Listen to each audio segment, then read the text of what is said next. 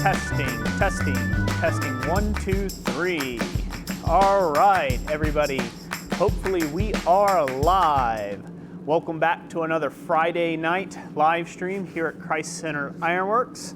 And hope you all are doing well and that you didn't party too hard on New Year's Eve and have a big problem New Year's Day. If you did, well, you made it past it. Congratulations, you're in 2020 now. So, so thank you guys for joining us. And right up front, for those who are watching on the replay, when they do watch this on the replay, we will be giving away an anvil, or it's our goal to give away one anvil every single month in one of our live streams. The details for all that will be down in the description down below, so you can check that out. In addition to that, during this live stream, we'll be giving away a lot of great door prizes, and I'll show you a few of what those are.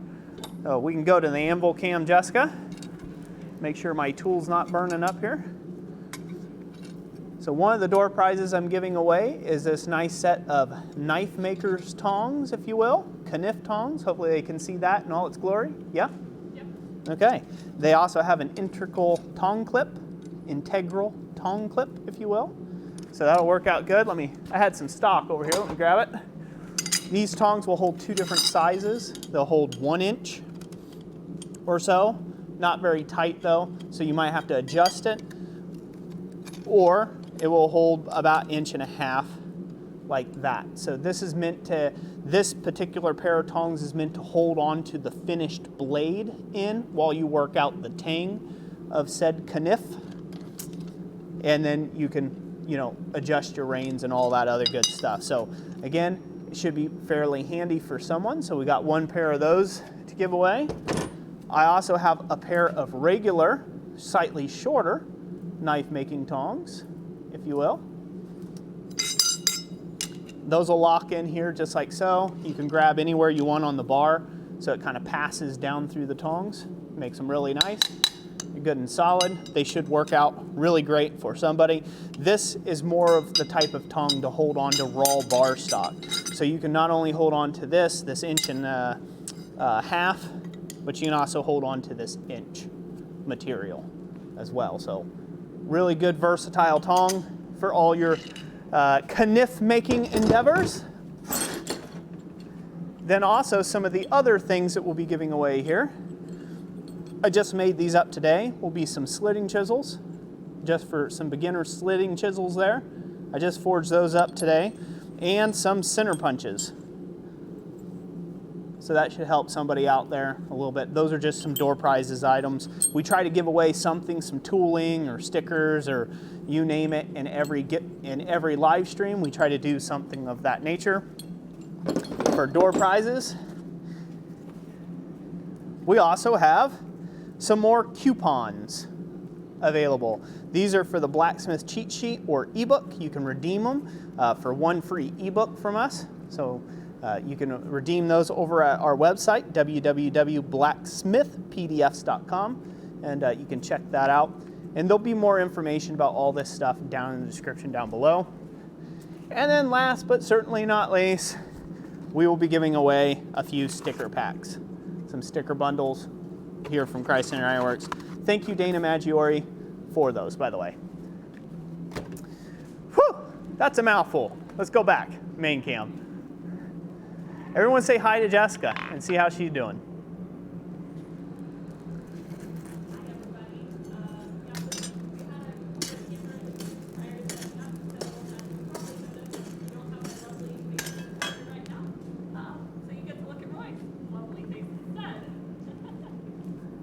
As ugly as I can be. So anyways, yeah, so sorry about that. I know you all like to see Jessica's pretty face in these streams, but we were really under the gun to get this live stream going, and just about everything that could go wrong with setting up your live stream did go wrong. So, so forgive us on that portion of it. I also did not mention at the beginning of this whole little malarkey of this event, this show, if you will, what we'll be doing tonight.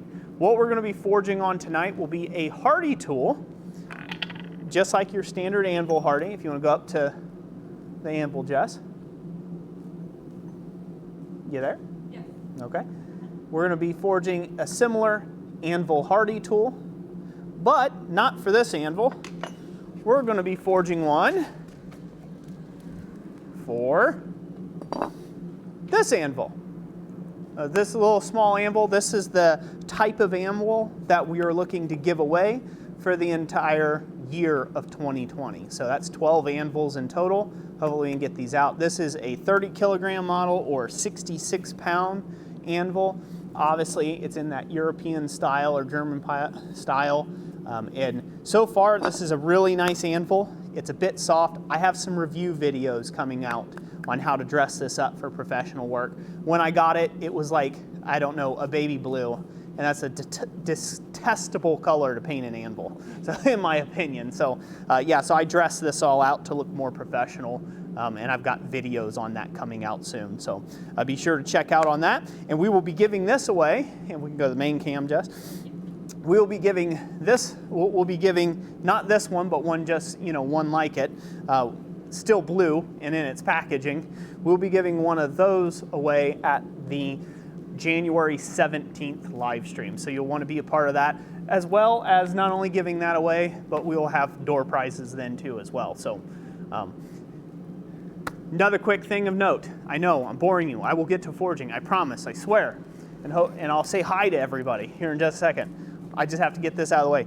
Another thing to note, that this Anvil giveaway is unfortunately only open to the lower 48 states. We could not find anybody who would ship it out of country. So economically, or well, not at all. And so then we would have to get the anvil to ourselves, and then we would also, we'd have to pay shipping basically 2 times over in order to just ship it across the globe. So that was going to be astronomical and way more than what the anvil is worth. So yeah, so just FYI, that's not, but all the other prizes and door prizes in the giveaway is open internationally. We'll ship those anywhere in the world. We can afford $30 to ship tongs, but we can't afford, $190 to ship a $130 item. So. Yeah, the anvil was like, shipping to Canada was like $350, and that's just if it was Canada. And if it was Brazil, it was just shy of $1,000 just to ship it. Yeah, and we have a lot of people who watch us in Brazil, in Canada, Germany, the UK, and so quite expensive, as you might imagine. So we definitely don't want to be doing that. Well, I've got this metal good and hot. Jessica, you can say hey to a few folks, and we will begin forging. So the first thing we're going to do, we're going to come right to the anvil top. Good? Yeah. Are you going to explain, or you just want me to? I'll explain as I go here. So this material is 1 inch in diameter, or 25 mil round, if you will, or just shy of it. And that is not going to provide me enough thickness for a good stop, for a good shoulder once I neck it down. So that's why I'm upsetting the piece like you see here.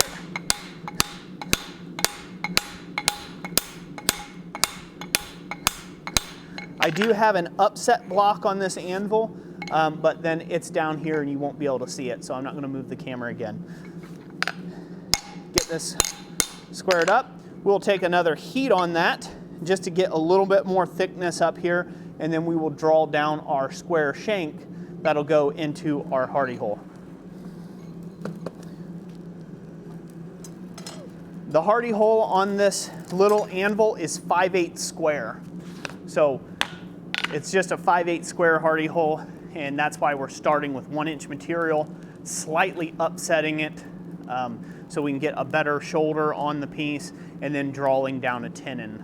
And we'll just do that in progressive steps. And you can use this same method for a much larger hardy tool. It's the same exact steps or techniques to do this. There's a bunch of different ways to do that same process, but this is a way that I have found that provides a really nice shoulder, really nice clean broad shoulder to bear nicely on the anvil, and then you can still forge out the blade end of the hardy tool, if you will. Let's get in the chat, Jess. Yes, there's a question. Excuse me. Ethan Glass says, what kind of round stock is that? I'm guessing tool steel, but that's pretty broad. Yeah, so the stock that I'm using is 5160. So it's just a spring steel, a form of spring steel. I should preference that. It's a 5160 stock. So you can get away with doing everything. Really a good, I don't have any in the size I needed, but a good steel for this is like 1075. You can get by with 1045, although it is a little bit on the softer side of things. So, you know, if you do a lot of like cutting off of like higher carbon material, it won't wear as nice like, you know, the 1045 won't. So a good 1075, you really need a hardy tool to be tough. You want it to be kind of tough, not necessarily hard and brittle. So, you know, 5160 is fine, and I'll probably temper it till about a purple or a blue. So it'll be more like a spring, if you will, almost a purple to blue color when I temper it for the hardy tool. For the most part, most of your hardy tools are going to lose all resemblance of hardening. Whatever you do to them, it's going to lose that over time anyhow. So, you know, temper it how you like, but 5160 is already a good high carbon steel. I'm going to draw it back quite a bit. That way it removes more brittleness out of it, or more hardness, I would say. So let's go back to the anvil.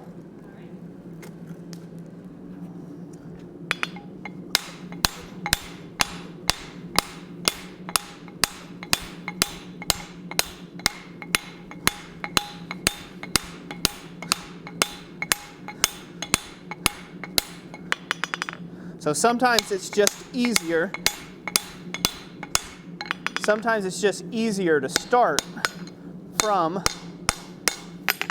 a smaller piece so you don't have so much to draw down, and just take the hit on drawing down, say, your shoulder material. So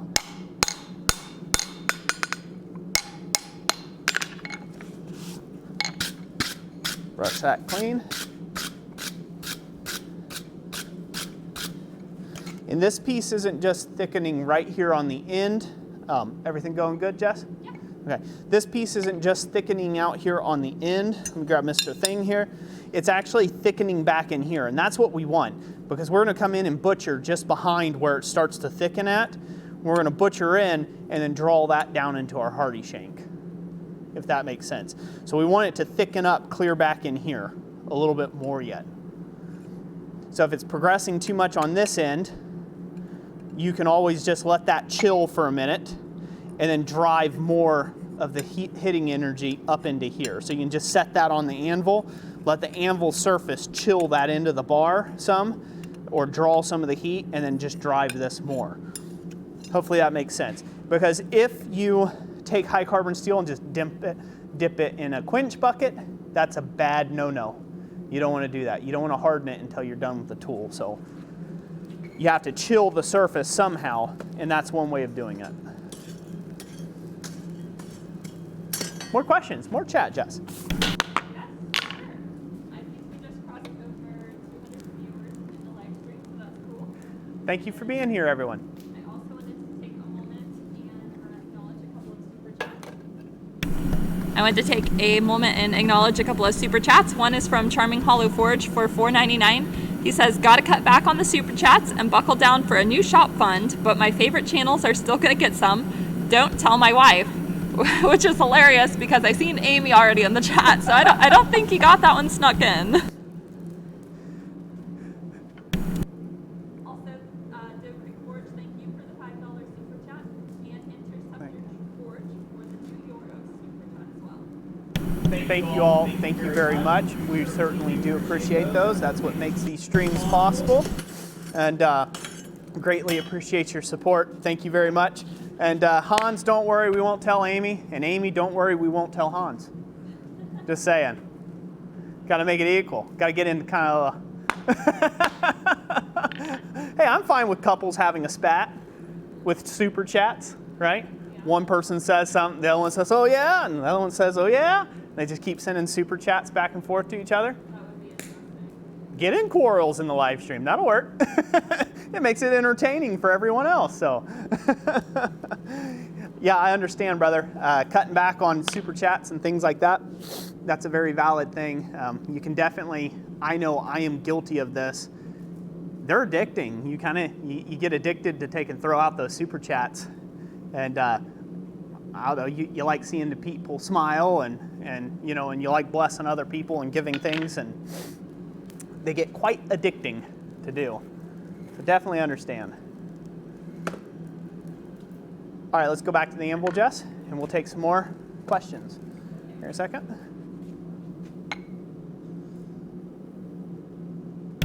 So we're just going to set that on the anvil, and I'm going to let the anvil kind of rob some of the heat out of the face.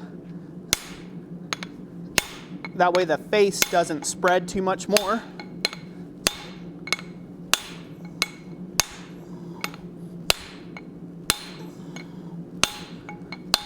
That way I can push more material where I need it. There we go, that's good. All right, that should have me thick enough for what I want to do.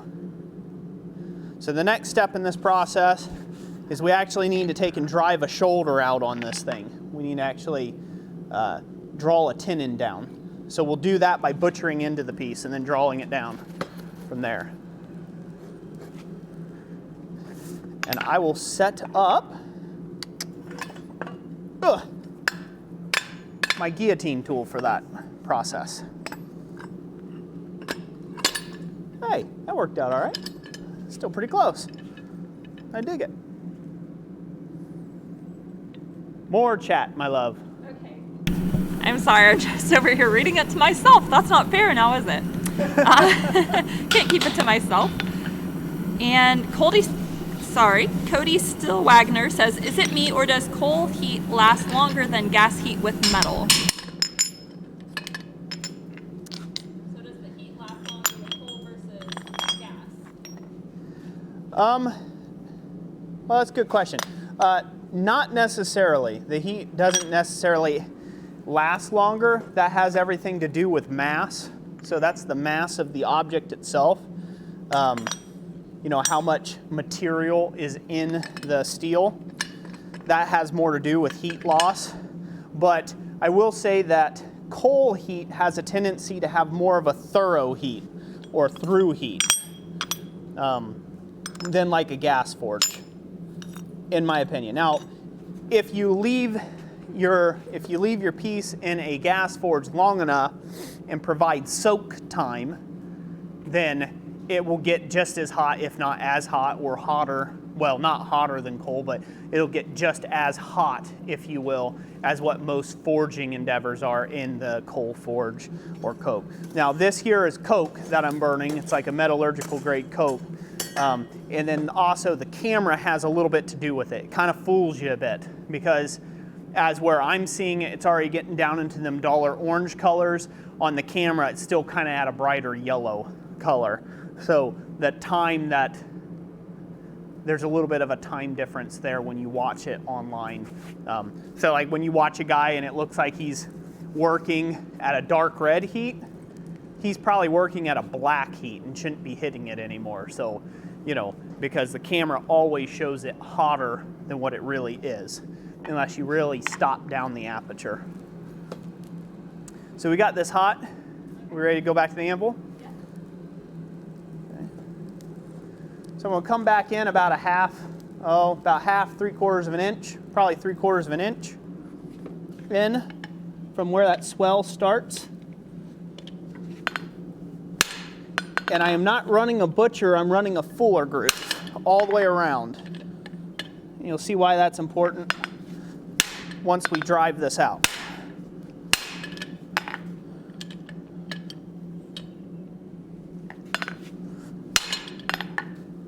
And it takes a minute. You just want to take your time with this.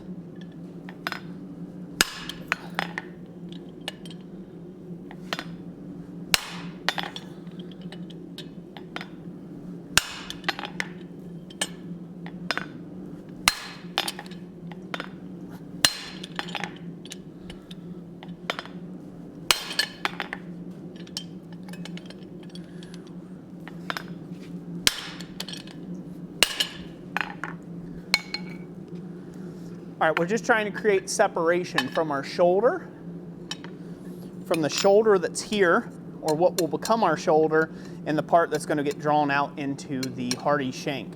So this way we can work up to this shoulder with the hammer blows. Hopefully that makes sense.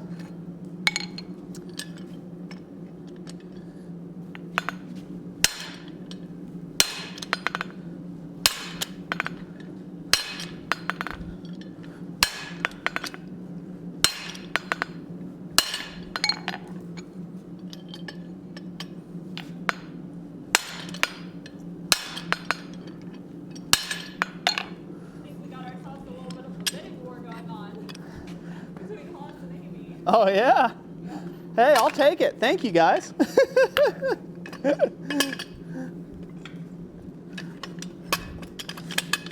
Is this a hypothetical bidding war? No, I'll read it off in a second. I didn't want to interrupt you. Oh, this is an actual bidding war, eh? Well, there we go. All right, we can go back to the main cam. Yes, we had, let me back up just a little bit. Doe Creek Forge, my microphone wasn't on the first time, so Doe Creek Forge, thank you for the $5 super chat. And Interceptor Forge, the €2 super chat. We appreciate that. Is your microphone on now? It is on now, yes. Doe Creek Forge also had a $2 super chat and asked how many times could you reharden it? Theoretically, as much as you like, as long as you go back through all the steps. So you would have to go back through each one of the steps of the hardening process. So you would have a normalization cycle or several of them. Usually with a work tool, you're going to do at least 3 to 4. If you've actively worked with the tool, you want to do about 3 or 4 normalizing cycles, then go into, your hardening step and then your tempering step, and you'd be fine. So theoretically, almost indefinitely, until the material itself can no longer handle it, or you just have a failure, outright failure. So theoretically, steel that's steel. So as long as it's steel and it still exists in its coagulated form here, you can do it as much as you like. Now, over the time, you will lose carbon content. Every time you heat it up, every time you do stuff like that, you will have carbon migration, you will have carbon content come out of the steel, so it might not get as hard. And I don't know this for a fact, but it's kind of logic would stem is that eventually through so many heatings, you would eventually not have much of a tool left, or much of a tool steel, hardenable tool steel left, just through the carbon loss and the scale and everything else. Because every time you heat it up, you lose mass when you scrape off scale. That's iron oxide. That's actually removing weight or mass from the material. So I know that's probably a more in-depth answer than what maybe some were wanting, but that would be my answer on that. Just about indefinitely, except everything has its limits to within reason. So this hardy tool, for example, I've had it for 5 years, going on, about 5 years now. I've had this hardy tool, and it was made out of a piece of 1045, and it's basically the same as when I made it. So the odds of you having to reharden it and stuff are very low. Okay, ready for more? Yeah, go on. Thank you for the question. Techronmatic, thank you for the $20 Australian super chat. He says, I'm back in action, so glad work is over. It's forging time. What's everybody's New Year's resolutions? My New Year's resolution is not to get any fatter. That's it. And to give away 12 anvils in 2020. That's my goal. And a lot of other cool tooling, so yeah. And thank you for the super chat. Thank you, implied and expressed in anybody. If Jessica goes through them, and again, if I don't shout out your name exactly, again, just thank you for the super chats. We really do appreciate it. Thank you, Tech. Good to have your brother in the stream. Really do appreciate you. And everyone, Doe Creek Forge and Amy and hey, Charming Hollow. Thank you guys, Amy and Hans. Appreciate you. All the bidding wars and everything, huh? Yep. Okay, this is good and hot. Let's go back to the anvil. All right.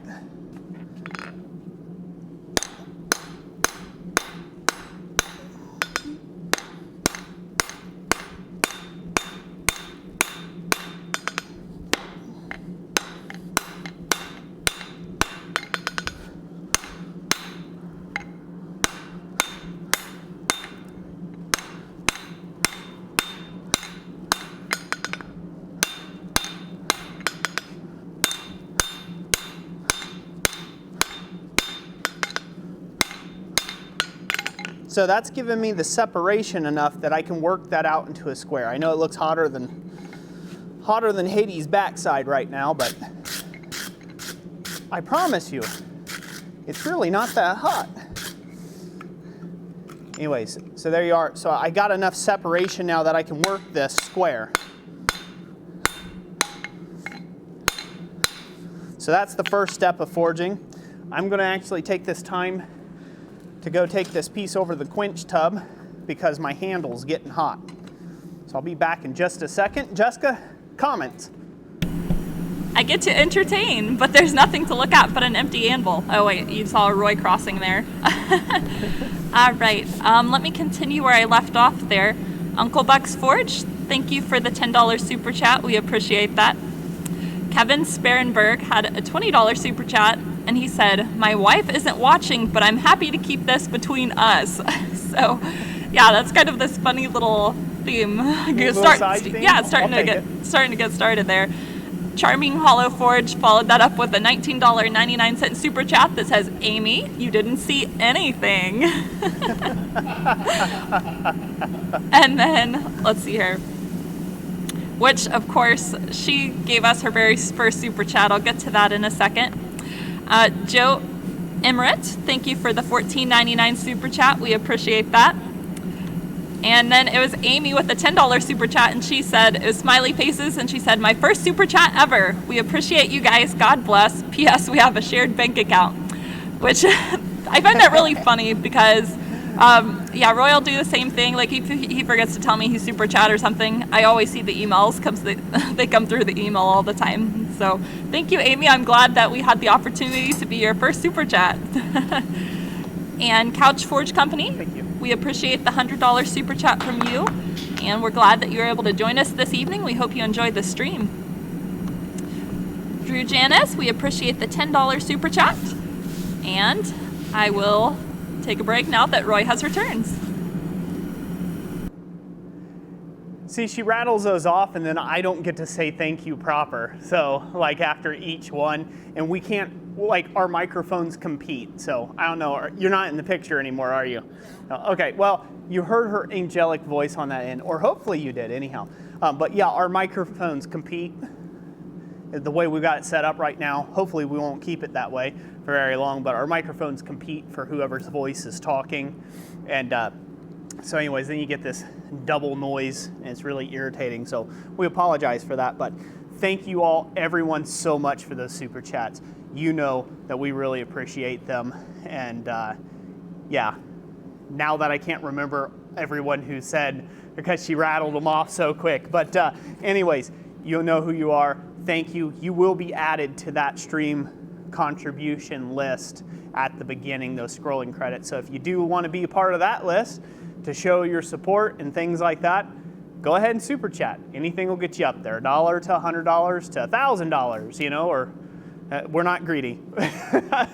Like, if you can't afford that, do not do the $1,000 or $100 or whatever. You know, you guys got to take care of your family first, and before you help take care of ours. So thank you so much for those. Amy, thank you for being our first. Thank you for being the first super chat, letting us be your first super chat. We appreciate that, and can't ask enough from that. So this is almost hot already. Again, I'm going to take it to the anvil. I'm going to do this heat, and then we're going to give something away. How's that sound? Sounds good. Sounds good. All right, let's go to the anvil. We got a really bright yellow.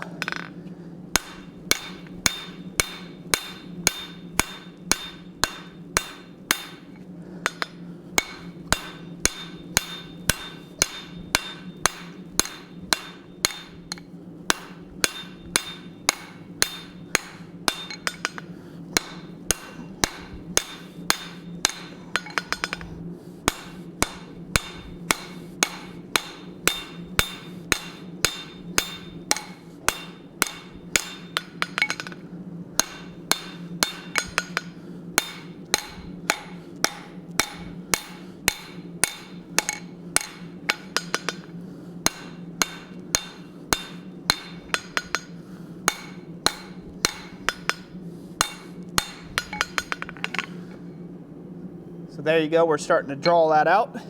Deb, I'm gonna go check it over here at the anvil. Oh yeah, we ain't nowhere close. We ain't nowhere close. Woo-wee. You know, power hammers, presses, and the like make you lazy.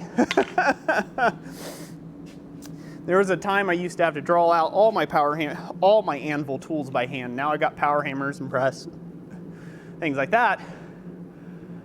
You forget how much work that is. So I try to keep everything on the channel as low tool centric as possible. What that means is I try to do everything at the anvil with a hand hammer to show that it can be done. Is it the most efficient way? No. Could I make a video in 2 minutes flat and add a bunch of techno music to it and strobe lights and give everybody epilepsy? I sure could. But I try to take and show off the techniques that you can use in your own home forge with very limited tooling. And this is one of them. And making a hardy tool will make you appreciate the hardy tool once you get done with it. So, all right, without further ado here, let me pull this off to the side. So this way it's not heating like crazy. Let's give something away. I think we ought to give away our first bladesmithing tongs. What do you think? Sure. Is that a longer pair? The longer pair with the integral tong clip. That's the ones we're going to give away. I think everybody can see it on the camera, up main screen. They see it all right? Do I need to show it off to the other camera? You want to. Let's go to the other camera. Let's show it off. Okay, for those of you that's been around, you know how this works. For those of you who don't, and all the new subscribers out there, thank you for subscribing to the channel, by the way, and hitting the bell for notifications so you know when we do these. But just a real quick, basically, you start chatting in the comments section, and Jessica's gonna scroll at random and pick one lucky winner out of the comments.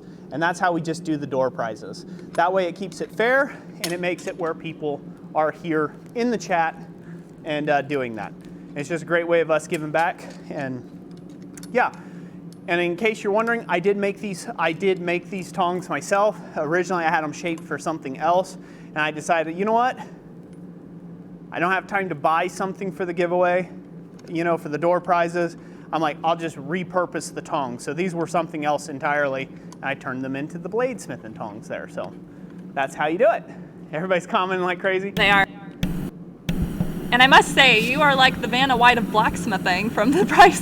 What is that? Is that Wheel of Fortune where she's showing off the prize? Like, there you go. These lovely tongs could be yours. I'd make an ugly broad, wouldn't I? That's the stuff that haunts your dreams. Man, I'm so hot I made my own glasses steamy. Woo! Yeah. All right. Okay, enough of that self-aggrandizement. Let's go ahead and give this stuff. Let's go ahead and give this stuff away, shall we? All right, drum roll. All right. Yeah. Ready? Drum roll.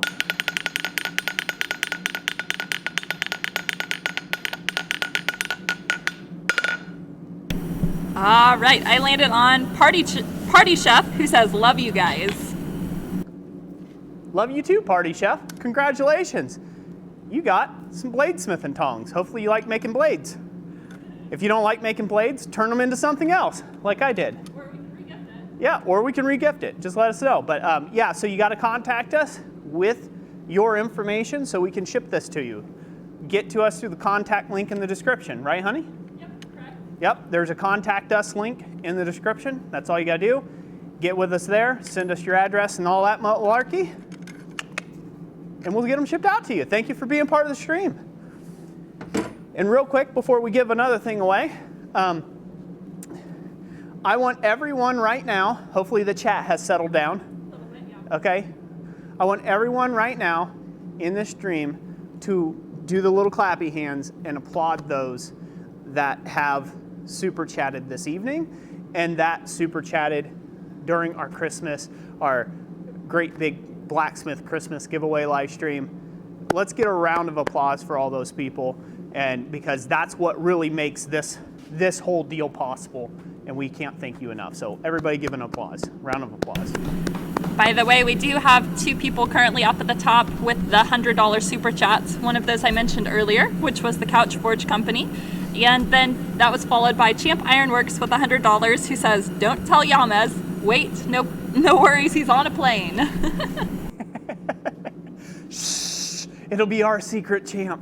And Couch Forge Company, thank you. Thank you for being an avid supporter of our streams, sir. I can't say it enough. Thank you very much.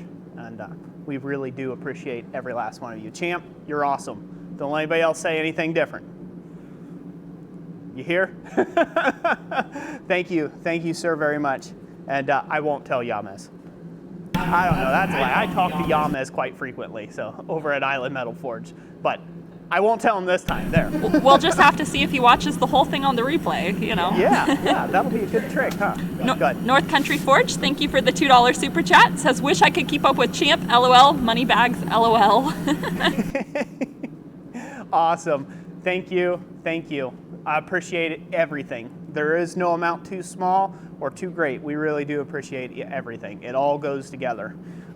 Just as like, it's just like weird math, if you will. What's crazy about it is, like, if everyone who came to a stream all chipped in $2, like, that's a lot, right? Like, that's a lot of money. And then we take that money and, you know, we use a little bit to take and support the fuel and some of this in the shop, and then we turn around and we flip that money into doing these anvils and the shipping and to give stuff away and things like that. And so, you know, that's, again, don't look at a super chat. If you do $1 and that's all you can do, that's fine. If you don't do anything and all you do is share the stream around, that's great too.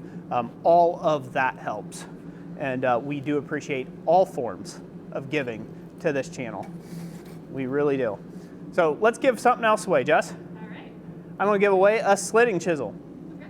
Come down to the anvil. So here's a little slitting chisel I've made just today, fresh off the press. Well, off the anvil. This is all hand done. I still have to heat treat it, and then I can ship it out that way, but this is made out of 5160 as well. It'll make a really good slitting chisel for somebody. It's for like light to moderate use. I wouldn't do it on like big chunks of steel because it's a little on the shorter side, so I wouldn't use it for larger chunks of material, but you can still get quite a bit of cutting and line work on like quarter bow and flat bar and things of that nature. So hopefully somebody can win these. And again, these are open to anyone across the world. So across the entire world, the door prizes are open to that. So definitely make sure you chat it up if you want that sort of thing. Oh, hopefully we can bless somebody out there. All right, Jess, I'm going to do a drum roll. When the metal heats up here, and everybody gets chatting.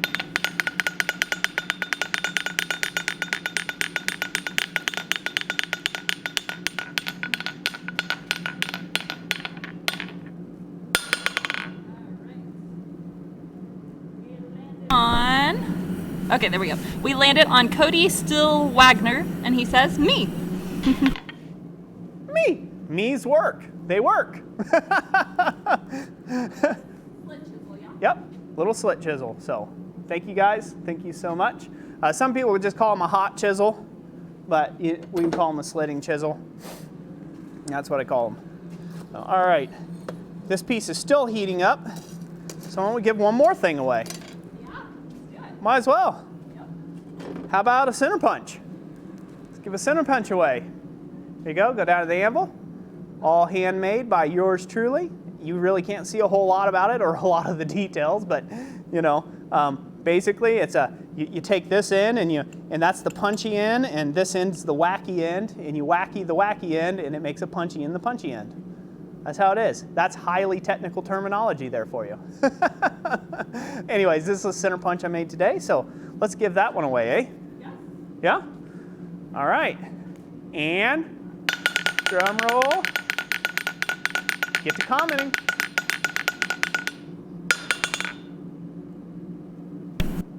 Right. There we go. Add extra sound effects. Right, this one is going to Charles Nowitzki. Charles Nowitzki, congratulations. Hopefully we pronounced your last name right, but congratulations, Charles. Again, you all know, get in the description down below and go through that contact link and send us your address via email. So this way we can ship these out to you anywhere in the world. We do appreciate it. And that was a center punch. Okay? All right, we are almost up to heat here. I could take some more questions, and then we'll pull this out.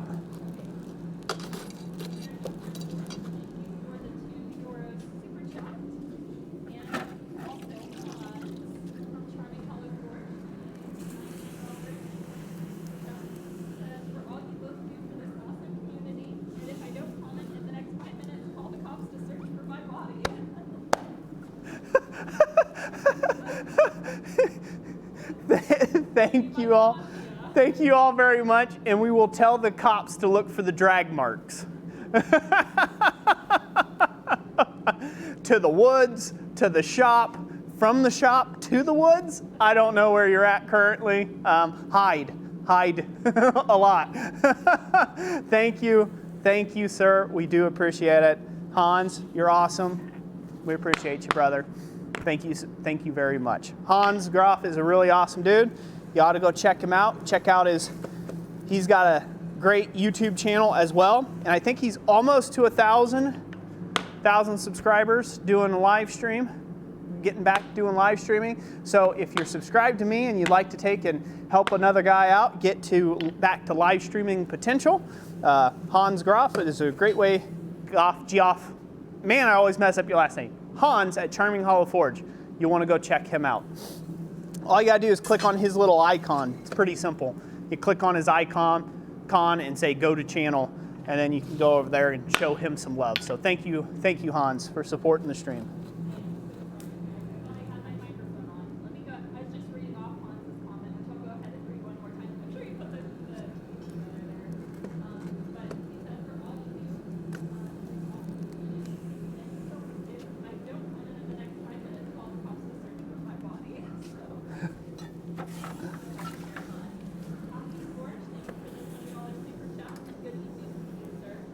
Good evening, Mr. Coffee. Thank you, sir. Oh.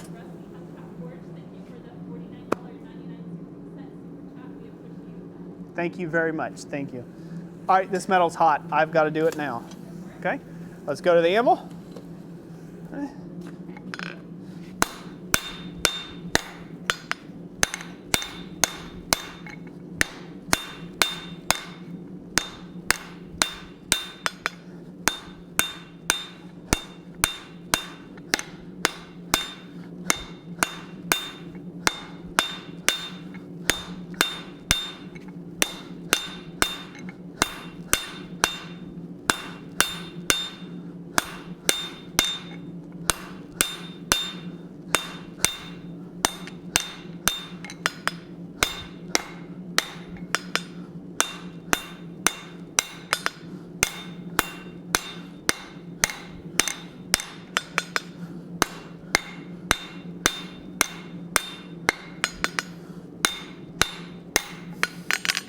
Now, if you get a little bit off on this, don't worry. If you hit that shoulder a little bit, I don't know, is the Anvil cam's not live anymore, is it? Yeah, I have to put it back. Okay, let me heat that up. I'll throw a battery in it.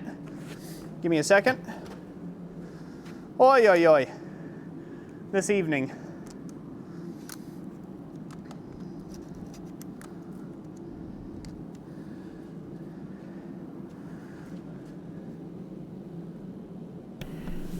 Also, I just fixed my microphone. I realized it's going to infinity negative, so I set it right. You guys can hear my voice now.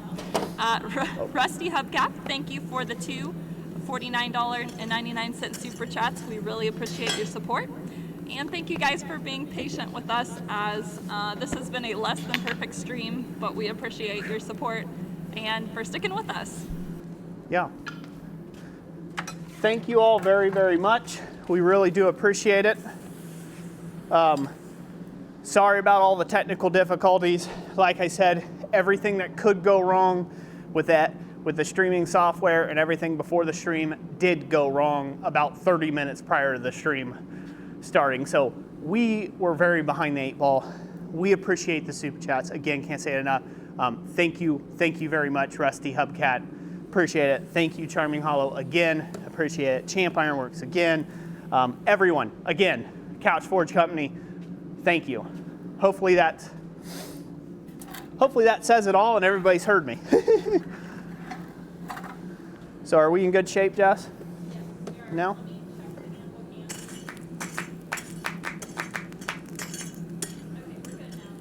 Whew.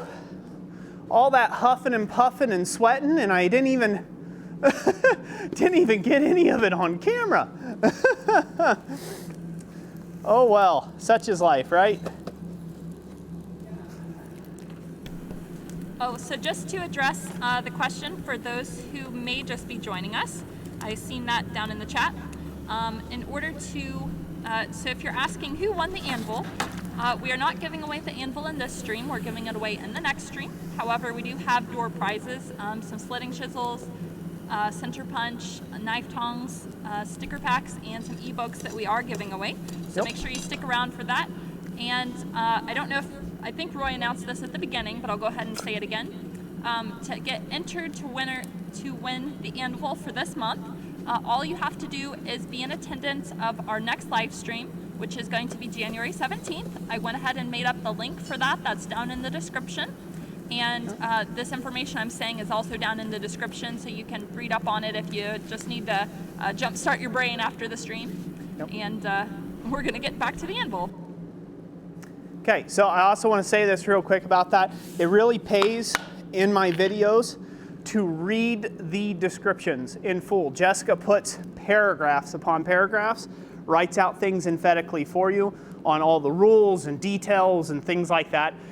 So a lot of questions come up from people who kind of just click on the video, watch a few minutes of it, and then kind of click out because they're busy or they got something else to do for the day. At least read that description through, so this way you kind of know all of that stuff. We put it in every single video that we do. There's a description that really highlights everything about the video. Links, you name it, resources, reference materials, stuff like that, all in the description. So make sure you do that. And yeah, January 17th, we will be giving away the anvil, and I'll show you guys that off again once I'm done forging the tang down on this thing, the Hardy shank. Go ahead, anvil.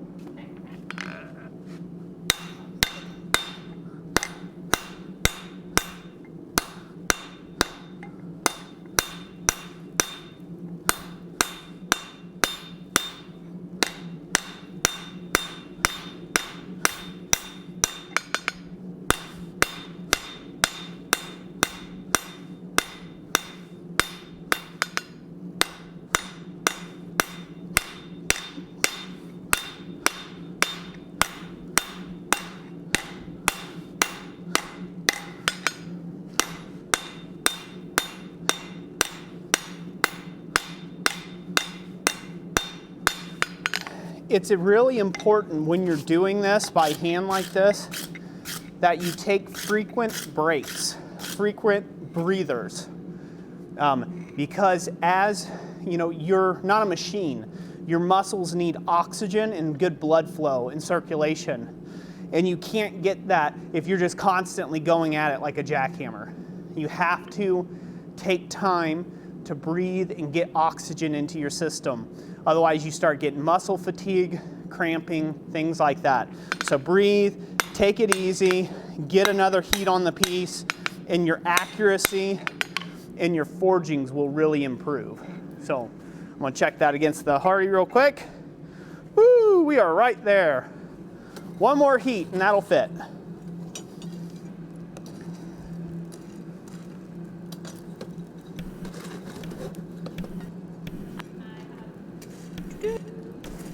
All right, I got two questions for you. One is from The Wonder and asks, what kind of safety glasses do you recommend? And the other one is from Matt Wyeth asking, what size stock are you using for the Hardy tool?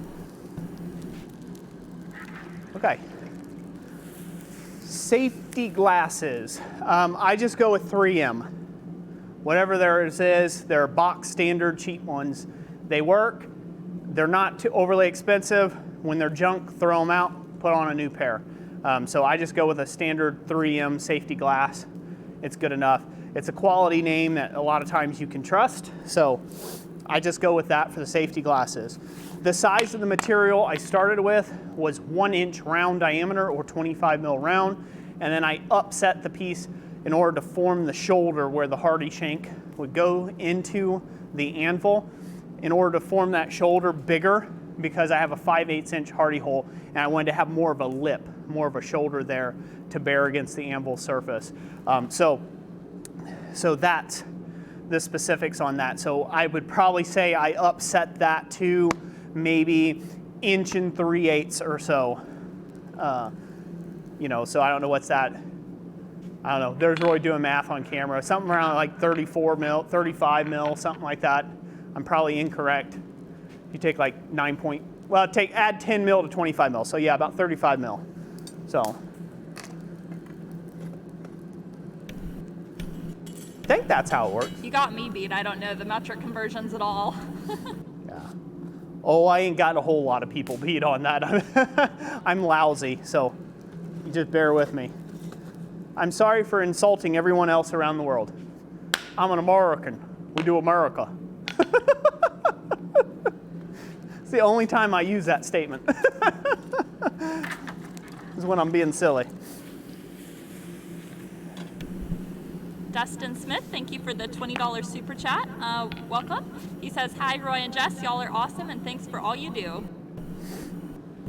Very welcome, Dustin Smith. Thank you. Thank you for the $20 super chat. Appreciate it. All right, I'm going to finish drawing this down, Jess. It's good and hot. Go to the anvil. All right, like I said, this just starts fitting into that hardy hole. So now I'm going to start easing up on the hammer blows for the hardy shank, now that it'll fit.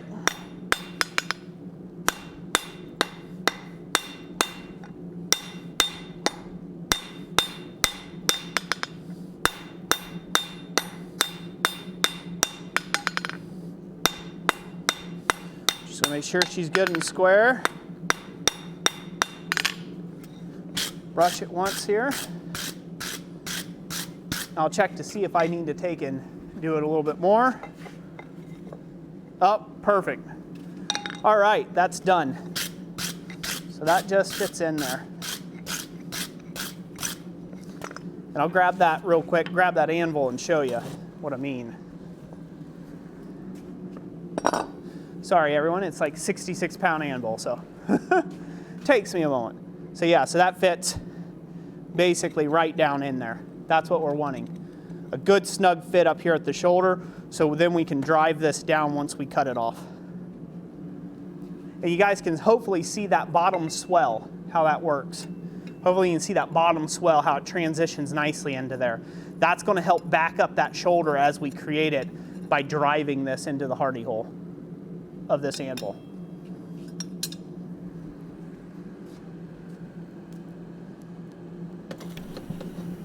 Too Slow Creation says, shame on you, Roy. You know us HVAC are still working. I didn't know if you were familiar with that name or if it's one of your old friends from the trades. What's going on? Too Slow Creation says, shame on you, Roy. You know us HVAC are still working. Well, get back up in your attic or crawl space or wherever you crawled out of to watch the stream and watch it up there. I used to do HVAC work, so yes, I know you are still working probably tonight, and I don't envy you. I do not. I like you, but I don't envy you. Been there, done that. The Interceptor Forge says, Roy, is barbecue and log fire racks and pokers okay to mass produce and sell for a new smith? I didn't hear you. Okay. He asked if barbecue and log fire racks and pokers are okay to mass produce and sell for a new smith. Yeah, why not? If there's a market for it, sell it. You know, I would be cautionary on smithing. So I wouldn't call something that you've predominantly fabricated, where you've just grabbed some bars of steel and kind of like drilled them and maybe welded a few pieces on them and things like that. I would not consider that blacksmithing or calling that smithing work. You want to be very careful about that, because then some people can get quite upset. around that. Call it for what it is. Call a spade, a duck, a goose, okay? But if you're forging these items, great. If you're fabricating them and that's a way that you can start your own business and you can get a market around that and get a piece of market share that way, great. Go right ahead. That's an awesome thing to do, and just get right to it. One thing I will say is it really helps to practice your fundamentals and get down your forging techniques first, because it will really help you to be able to be more creative in your ultimate products or designs. So I would recommend that. Great question. Thank you for asking it. How many people we got in the chat, Jess? Did everybody just leave as soon as we said we weren't giving the anvil away? No. No, we still got 216 people sticking around. I applaud you all very much so. Thank you. Thank you for sticking around. We appreciate it. Well, I mean, we do still have other things to give away. I mean, We do. and we have a whole nother slitting chisel to give away, a whole nother center punch, a whole nother knife maker pair of tongs, 2 coupons, and a whole load of sticker packs. So, can't ask for more than that, I don't think.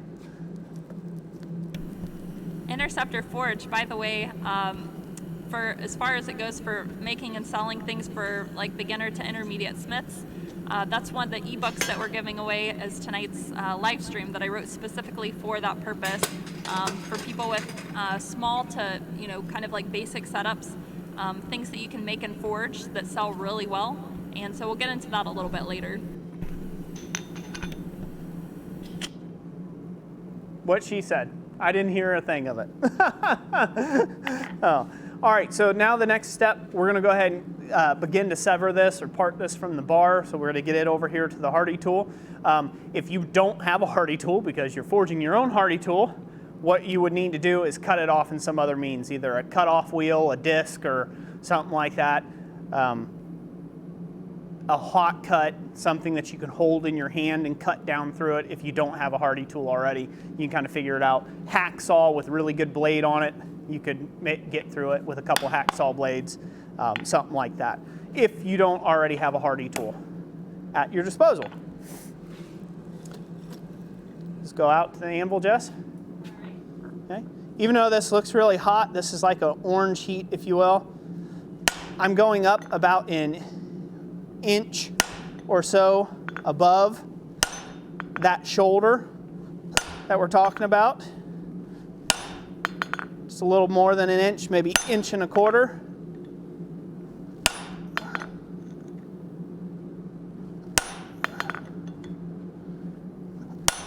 I'm just taking little bites. I'm trying to go all the way around the piece, nice and even.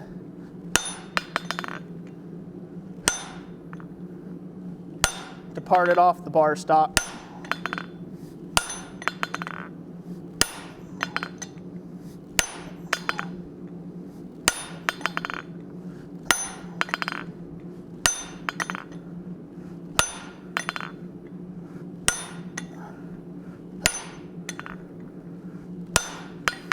Now, you can see I'm removing it each time from the hot cut. Part of that's because it's cold and it's bouncing off.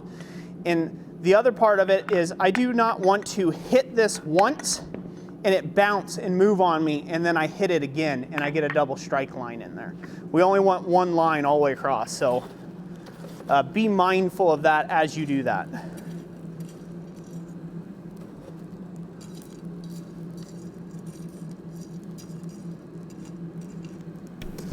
Kenny Woods asked why you're cutting before you drive the shoulder. So I'm cutting, great question. I'm cutting off, are we on the main cam? Yep. Okay. I'm cutting off before I drive the shoulder because the anvil's not mounted to anything. I'm gonna set the little anvil on top of here. And I need a shorter piece that I can drive into that anvil. So that's why I'm cutting off before I drive the shoulder. That's a really great question. If you have a piece, say, you're doing into an anvil like this, of course I could drive the shoulder from up here. But considering I'll have the anvil on top of here, and then I'll have to be hammering way up here, that's why I'm doing it. Another option, which just isn't advantageous for the live stream, I have it sitting back over here on a striking anvil, so I could come back here and drift it, but again, I haven't moved the cameras around. Everything will have to be moved. So it's just not advantageous for the live stream, so I'm doing it slightly, like a slight bit harder, if you will. It's a little bit harder to do it this way, but that's kind of what I'm left with as an option because of the live stream. Hopefully that makes sense. Great question though. Give me 1 second, I gotta grab another pair of tongs here. All right, sure. And while you do that, I'll read you another question. The Wonder asks, is there something you've made that you use the most often? I would say probably the thing that I use the most often is my hammer, my hand hammer. I use this hammer every single day. You can go to the Anvil. Made this in a class with Tom Latney over at Touchstone Center for Crafts.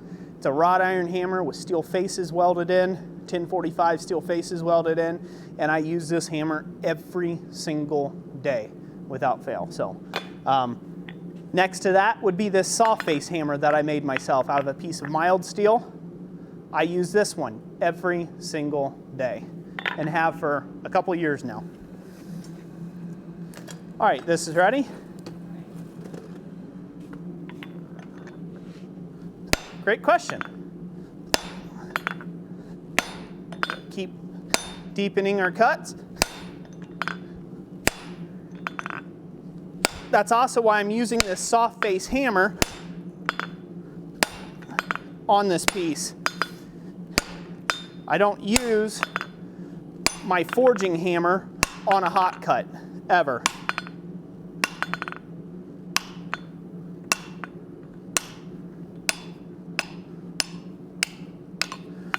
And I don't use the forging hammer on a hot cut because if I were to miss the hot cut, or it would bounce off and you were to strike the hot cut with your hammer face, then you'll have a nick in your hammer face that you won't be able to get out without a lot of sanding and grinding. So I keep that perfectly clean, and this one not so much. That's why I cut off with that.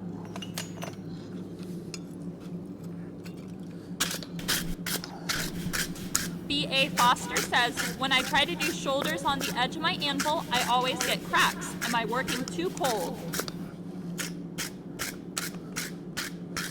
There's probably two things that are going on there. To be 100% honest, most likely what you're doing, there's two things. If you're forging on your shoulders and you're moving ever so slightly, you're taking little bites and then you're laying those bites over, and those are becoming cold shuts or hot shuts, as some people like to call them, and that is a problem. So that's one potential reason there. The other reason that you're getting cracks right there is if you're lifting ever so lightly on this to where it's got gap, and then you hit it and it bends, and then you flip it and you hit it and it bends the opposite way, and it does a coat hanger effect.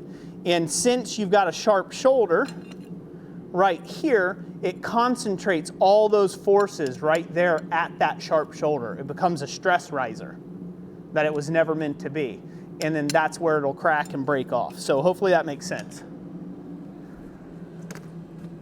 If it doesn't, just re-ask the question. Or ask another one. All right, so now on the next step, are we at the anvil? Sorry. Are we up here or are we at the anvil? We're at the anvil. We're at the anvil. All right, let's get our stuff together. Try. We haven't had much luck with that tonight, have we, hon? All right, the next step, we're gonna go ahead and start flattening this out in the direction of becoming a hot cut. We're gonna do that before we upset the material, because if we upset the material, we might upset it too much, and then we won't be able to draw it out. So it'll go wider and bigger around diameter, and we won't be able to draw it back out. So we wanna go ahead and draw it out a little bit now, then upset this shoulder, if that makes sense. So we'll get that hot.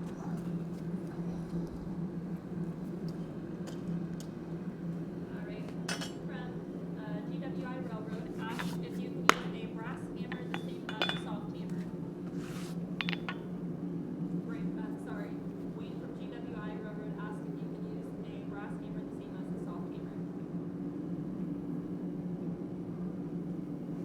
Yes, yes, you can. So you can use a brass hammer the same.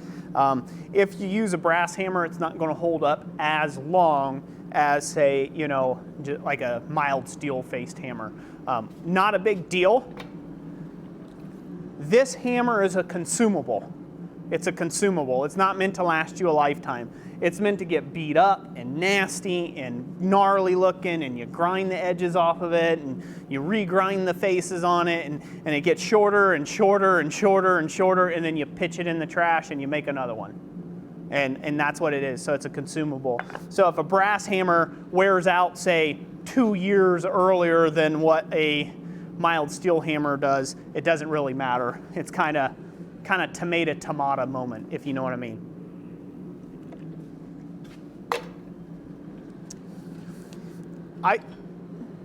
I follow a simple philosophy in my shop, and I've been told I'm dead wrong for this philosophy. So here's one of those classical Roy rant moments, but not really a Roy rant. But let me get right into it.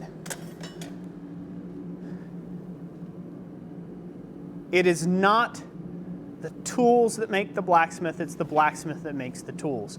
With that being implied, okay, that it is the blacksmith that is making the tools, not the tools that make the blacksmith, that means they are just tools. They're inanimate objects.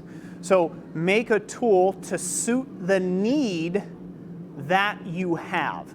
So if you have a particular need, make the tool that fits that need best. Some people will say, oh, I need a 1/2 inch full, or you need absolutely a set of 3/8 fullers. You may never use a 3/8 fuller in your life. You make the tool that works for you. Hold on a second. Yes, Jess? Yeah, I gotta take 2 of the munchkins to the bathroom. All right, can we at least go to the Anvil cam real quick? Or I can set this aside. I don't know. Kind of a bad time to go to the restroom, but let's go to the Anvil cam real quick and I'll forge this out. You good? Yeah, good. All right, we're good and hot. All right, can we make it quick? Cool. Good and hot. I'm trying to stay off that shoulder. And I'm trying to forge squarely to that square shank. Again, trying to stay off the swell. You don't want to add a flat spot here and counteract what you've done.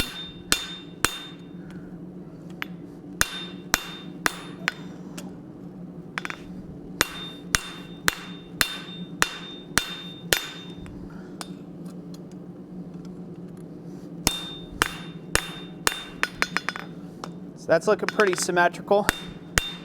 Need to clean it up a little bit. I think it'll look all right.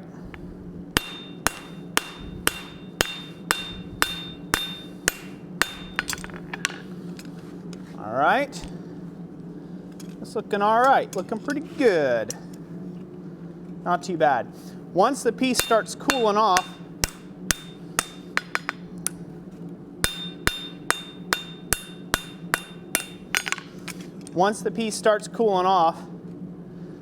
it's going to bounce a lot on you, so don't continue to hammer. Put it back in the fire, get it nice and hot.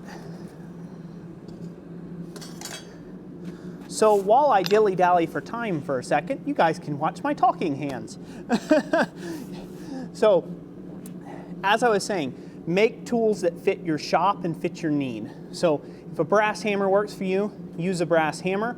It's a softer material. It's not going to last as long as a mild steel hammer. Same thing. Can you use a mild steel hammer to forge things with? You certainly can. There's nothing wrong with that. The piece of steel that you're hitting is super hot. It's more malleable than your cold hammer, so you can use it. Is it going to last for you as long as a hardened steel hammer? No, it's not. But you can still make do with it and you can still use it to your shop's advantages or disadvantages that you may have. So don't get too caught up with, hey, you know, I absolutely have to have this kind of tool or that very specific thing in order for my work to look good. It is the blacksmith that makes the tools, not the tools that make the blacksmith. So as long as you keep that in mind, you'll keep your head and heart in the right place. So this piece is almost hot again. So now we're going to go ahead and take out some of that spread, hammer it back square,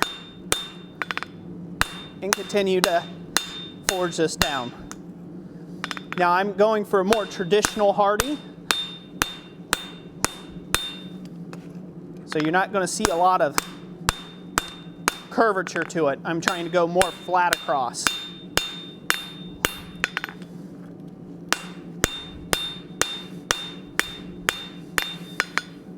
And again, we're going to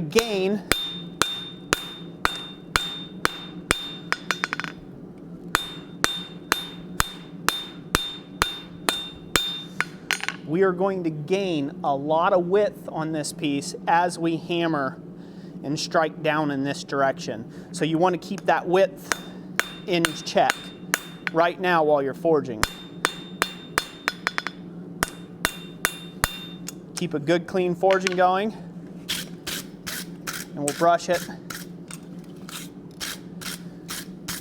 Before we upset that, I'm going to go ahead and planish off some of this. Some of the little hammer facets that I'm seeing.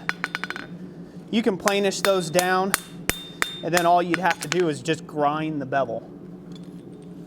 So if you were to stop at this stage, I'll go ahead and mention this. If you were to stop at this stage, this would make a nice bottom fuller for you. You just grind it at this stage, and that would make a nice bottom fuller. You may still upset your edges a bit more. That would be a good idea. So this way it has a better bearing on your anvil surface, but that could be a bottom fuller. You could fuller into it and make a veining swedge or all sorts of different options there.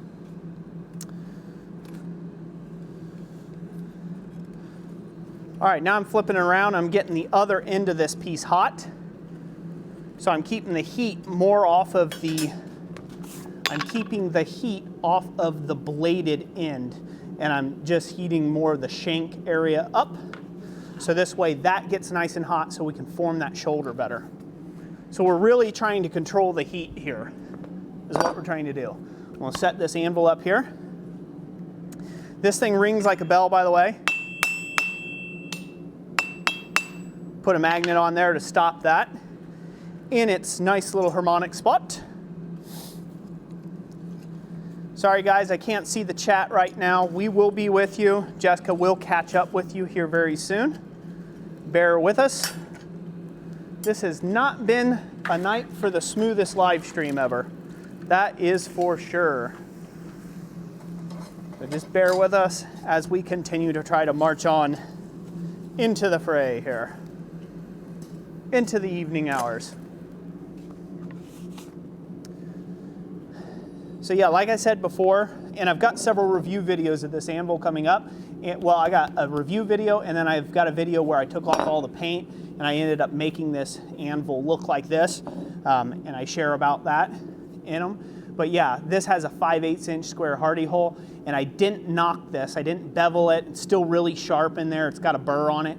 And my plan is when I drift this hardy tool down through here, it's going to take and rub off that sharp shoulder, so it'll naturally burnish it off. So hopefully you guys can see this fine, even though it's slightly up out of camera range.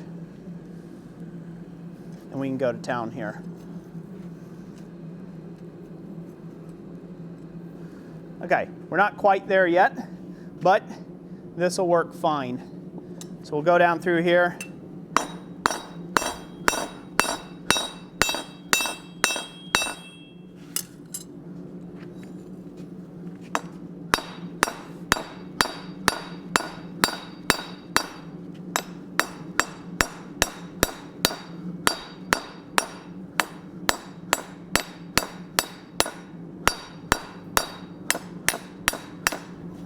All right, there we have it. Hopefully that's good. Kept that nice and square and straight. If it's binding a little bit, don't worry about it. Give it a moment to cool, and eventually it will come out.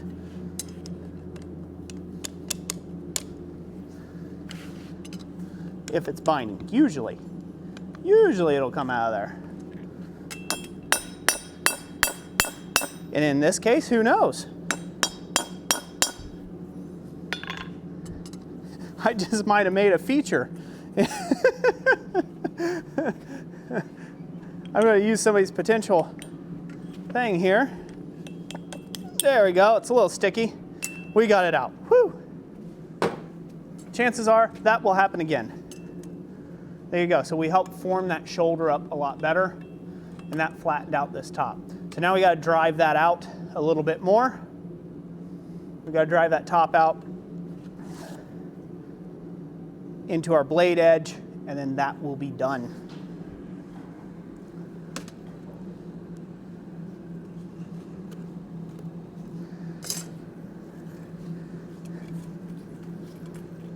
You can hear it coming a mile away. Swish, swish, swish, swish. Swishy pants. All right.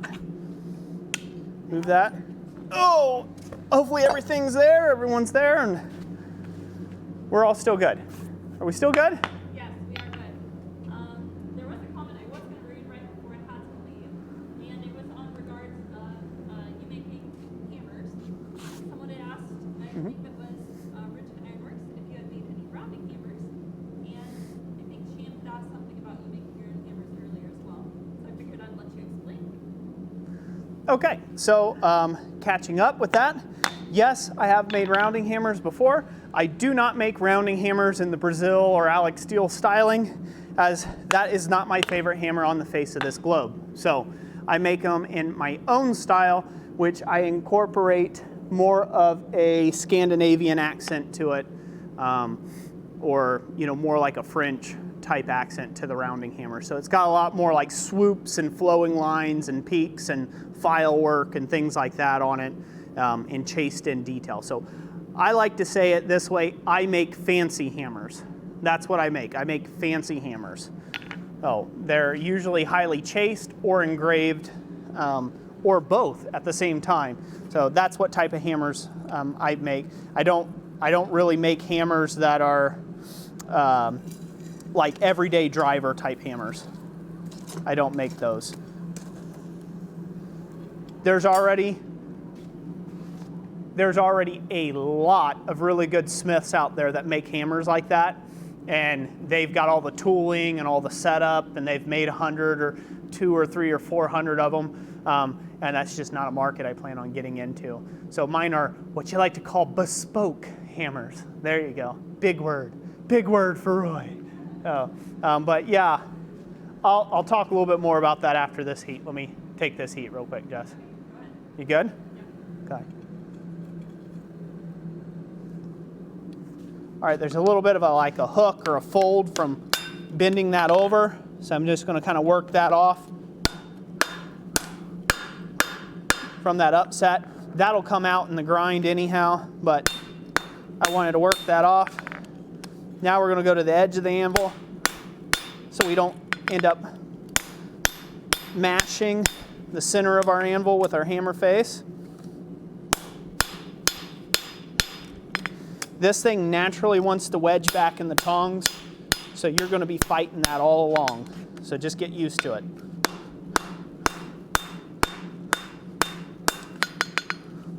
Put it back in line.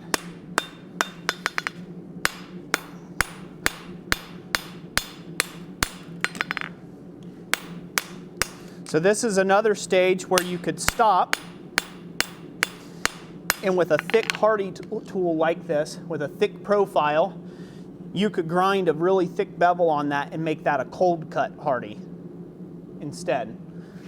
We're going to go a little more because we need a hot cut hardy for that anvil. We're going to continue to forge more on that.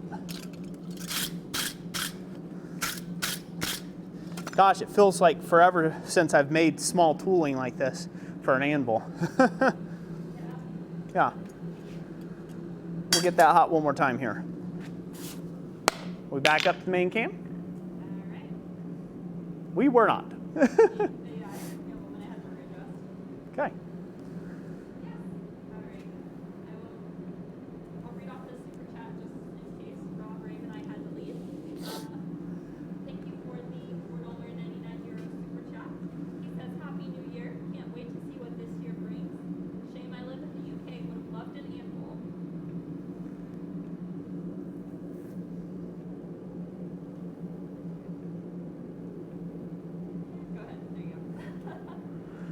Lord help me. All right. Rob Raveneye? Yeah. All right. Thank you, Rob Raveneye, for that $4 euro or €4 and 99 cents or whatever that was there. Thank you. Thank you very much for that super chat. And yeah, it's really a shame that there isn't more international trade in that way, that we can do that and have that type of exchange on a more regular basis. It really sucks that the postage system charges so much for what you would think is an otherwise simple item. That's one thing, you know, is a big bummer.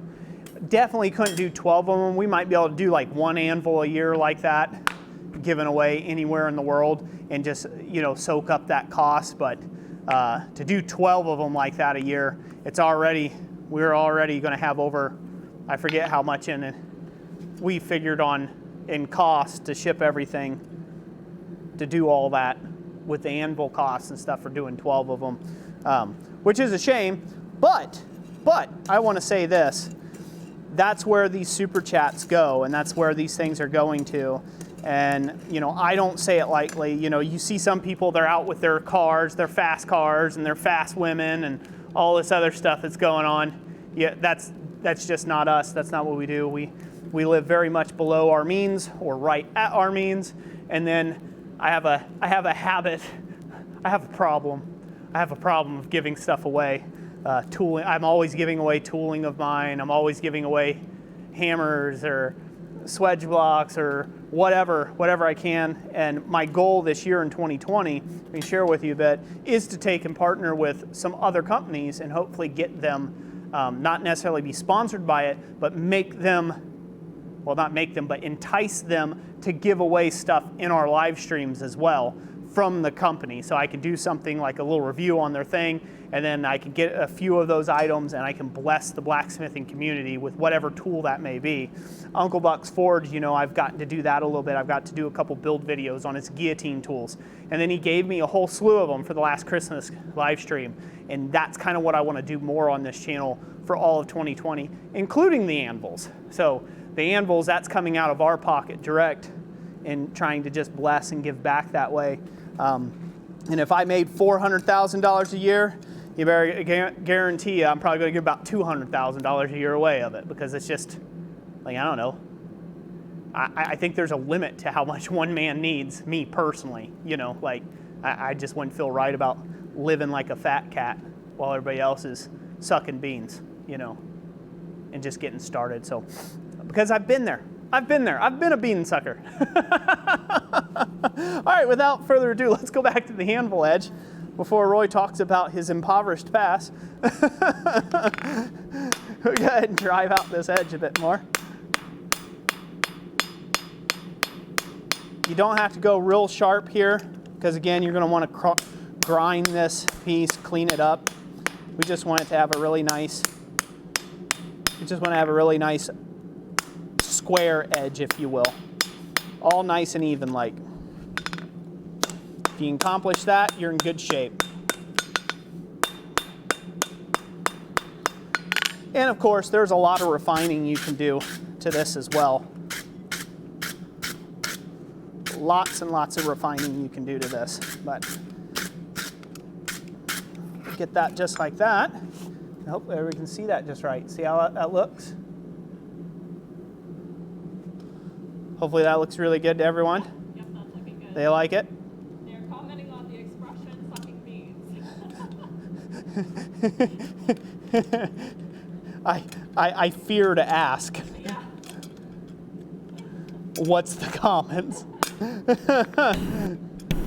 Somebody else said in their case it's ramen instead. Been there, done that. Came back on holiday. All right. So there you go. So there's the hardy tool basically. So now all that's left is to grind it and then do the heat treat on it. But that's basically the forging steps of it. I might go one more heat on this just to clean it up a bit more. And I probably will. And the hardy shank itself has a little bit of a crook to it, so I'm going to take that out. So I'll lay this on top of the pile now, not bury it down deep. Let's give some more stuff away, Jessica. Back to main cam. That is right. It is time for a giveaway now. Yes, we're going to get to some items.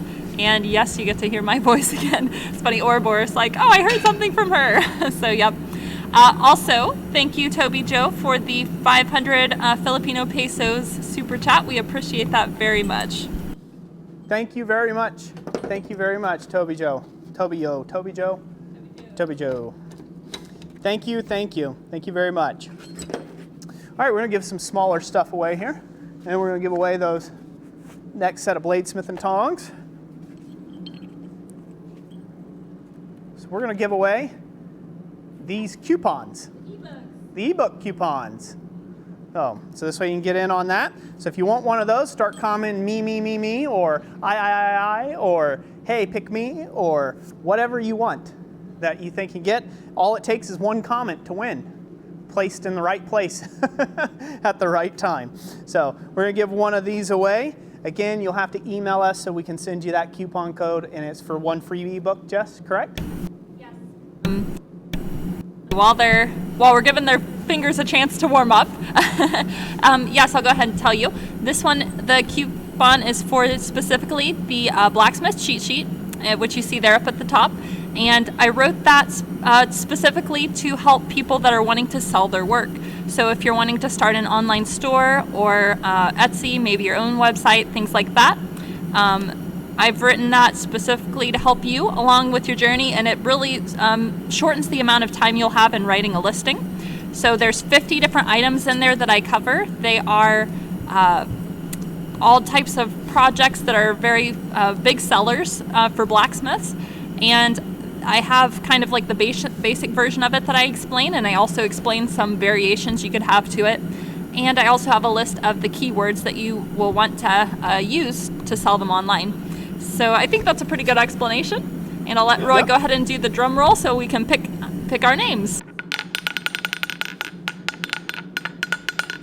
Don't make me have to go forever. All right, the first one will go to Westholt Forge, who says me. Westholt Forge, congratulations. So, are we on the main screen? I will go back to it. Okay. Congratulations, Westholt Forge. You are one of the lucky winners. Let's give another one away, shall we? All right. Another one. Another big one. All right, number 2.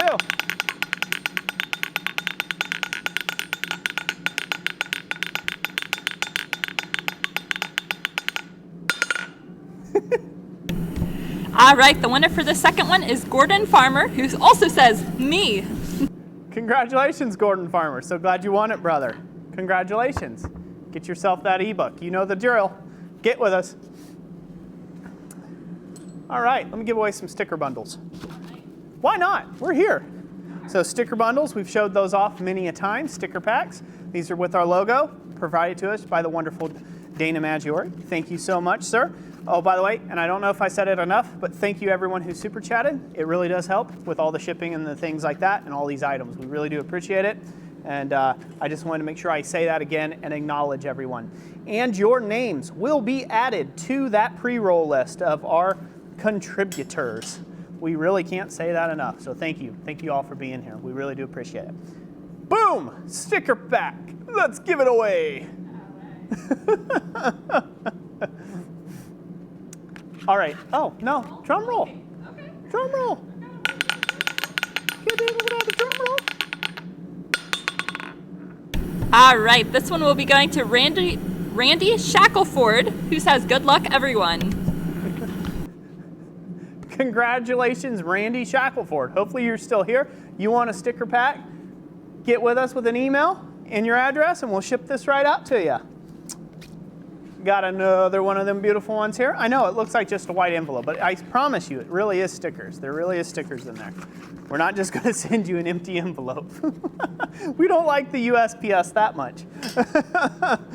We don't like giving them our money or your money that much. So, okay, let's go ahead and draw again, Jess. All right, this one's going to Bill's Smithy, says, help me cover my bare walls. Bill Smithy, congratulations. Hopefully you like to cover your bare walls with our stickers. If you don't put them on your walls because they will never come back off. it's promise. That's a promise. So if you like those, definitely stick them to that. Toolboxes, guys' work truck you don't like. I mean, not that. You didn't hear that here. You didn't do that. All right, we're gonna give away the last sticker pack. Get to commenting, people. People are probably tired of sticker packs already. They're still going? Next. All right, this one's going to Fenrir Forge, who says me. Fenrir Forge, congratulations. So awesome. Good to see a familiar name. A lot of familiar names winning sticker packs. That's awesome. Thank you. And some unfamiliar ones as well. I like that. I like there to be a good even mix. Man, we're just going to town. We are. We're going to town. I need to do this last finishing heat. Should we make them wait? Should we make them wait like another second or two? Okay, we'll go ahead and give away another center punch. We'll give a center punch, and then I'm gonna finish off this last heat here real quick, because I need to do that. Okay. So I'm gonna go down here, show it to this camera number 2 if you can. All right. There you go, that's what we're doing. Yep. Boom, boom, boom. Very nice center punch, if I do say so myself. Again, still have to heat treat it and put my logo in it, stamp it, you know, my touch mark, that whole business. Well, hopefully that'll last somebody, made from 5160. Hopefully you like that. Back up to the main cam. All right. Boop. All right, ready? Yep.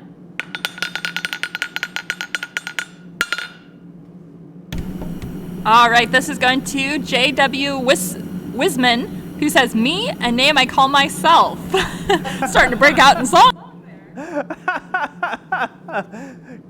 Well, congratulations, J.W. Wiseman. Is it Wisman or Wiseman? Is it Wisman? Anyways, contact us. Email, real name, channel name, that whole business. Get with us. You won a center punch. Thank you so much. Like, why can't any of these people be named like Bob? Like just straight Bob and Frank and Bill. Like Bill Ironworks. Like, that's easy to say. Oh, I'm sure there's plenty of the. Oh, I see a bunch of Roberts. There we go. And Robert, there you John's. go. Robert, John, Michael, Ben, Tom. Yeah. What's funny There's is lots. I'll get like some of the weirdest. You off? What's funny is I'll get some of the weirdest channel names that'll pop up in like other people's stream. Like, oh, hey, Roy, good to see you. And I want to chat, right? Like, I want to chat. And like, you know how like you put at and then like you highlight their name or whatever? You know, you write their name and then it kind of like highlights it to that other person that you're talking to them in the chat, in the sea of the chat. Like some of these people, it's like Dragon Wizard 97 of Blizzard 02. And it's like, what? I can't remember that many characters to write that name in. So I end up just fixating in on one portion of it. I'm like, thanks, Dragon. Or thanks, Wizard. or something like that. I end up focusing on those things because, yeah, I just can't remember that much altogether and type it all the way out. And by the time I get it typed, that's the other thing. The chat's done moved on from that conversation, and I'm still stuck waffling on like, thank you for the nice, darn it, messed that up. Back. Thank you for the nice comment. Yeah, there we go. That's what it is. Yeah, it takes me forever. So let me go ahead and do this last bit of forging here, honey, so I can get this out here. I don't have to keep scaling it up. Brush it off, that excess scale from it just laying on top and heating. And all this heat is a planishing heat. I am not trying really to do any forging. I'm just trying to planish the high parts, the highs, back down into the lows. So this is just lightly hammering and trying to keep the hammer nice and square on the face without making chop marks or hammer blow marks.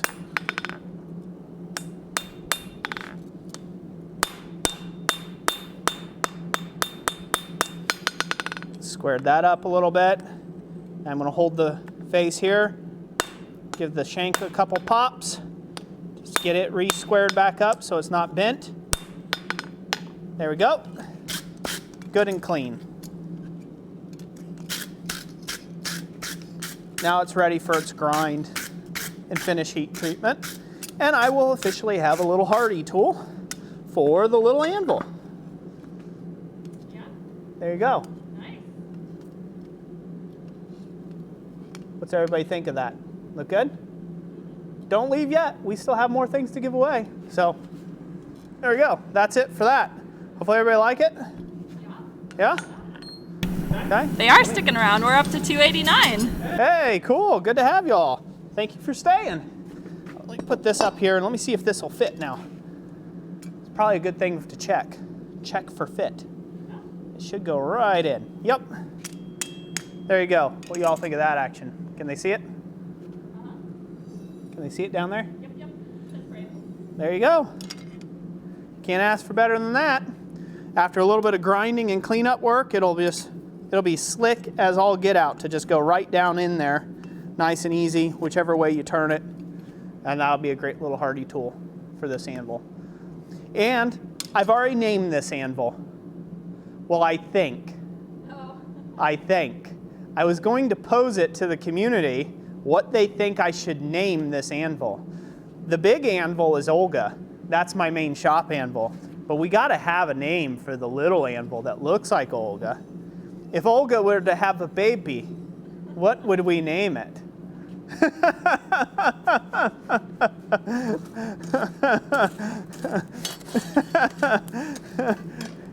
It's about to get weird, I bet. Anyways, so there you go. Yeah, hardy tool's done. Happy about that. I'm gonna set that in the fire, bring it back to one more little heat, just so this way I can normalize it now.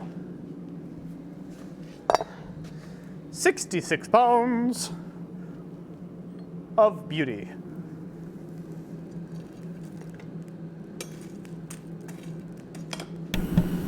Nivelier Forge, thank you for the $5 super chat.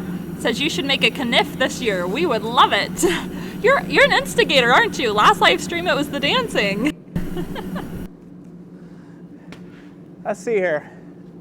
Let me start calculating how much Nivelier Forge is going to have to pay me to make a kniff. It costs, you know I'm bad at math on camera, so might add a few extra zeros behind something than what's intended. How about a 1 with like 7 zeros behind it? I think that would work. I'd make a knife for that. It would be like a blacksmith knife. I'll make you a railroad spike knife for that. There you go. In 2020, if Roy makes $1 million, I will forge, mark my words, if I make $1 million, I will forge a railroad spike knife. There you go. Oleg, thank you for the $2 super chat earlier and the $1 super chat just now. The giveaway will take place on our following live stream, and the details you can read up on those are down below if you are just joining us. Caitlin from Ouroboros Armory, a $1.99 super chat, says name it Anvil MC Anvil Face. I'm never gonna remember that name. Anvil Mick, what? Anvil MC Mick Anvil Face? Anvil Mick Anvil Face, right? Yeah, I don't think I'll remember that name. How about we not say we did? There we go. There's plenty of other suggestions. We have Clarence, Broomhilda, Little Bear, Mr. Pimpleton, Pimpleton. Cody. Name it Cody. Oh, somebody said Ogolette. Ogolette? Ogolette. That's what I thought. Is that what you thought? Ogolette? Yeah. Ogolette. Charming Hollow Forge says name it Ulf, Ogoletta, Oma. They're just starting to use grunts and growls at this point. Oh, ah, oh, huh? I call it Oogie. Oogie. We'll call it a little Oogie. We'll break out the little Oogie. I'm going to get demonetized is what's going to end up happening. I can't trust not one of you. Not one of you rapscallions out there. You know what? That's one thing I can say that I guess I fit right into the blacksmithing community and family very well. Is, you know, I've never been the popular guy, never been the popular kid. I've always hung out with the older people than me. you know, way older than me. You know, I never really had interest in anything that my friends were doing that were my age, you know, and then I get into blacksmithing and I found my home with the rest of you big weirdos out there. Like I really did, just because it's like, talk about a ragtag family, but we really are in the blacksmithing community. And I just, you know, I love that. I love that. Love each and every one of you out there. Even you strange ones, love you too. I watch you, keep my eyes on you, but even love you too. So it's a great thing to be a part of, and Jessica and I couldn't be prouder, could we?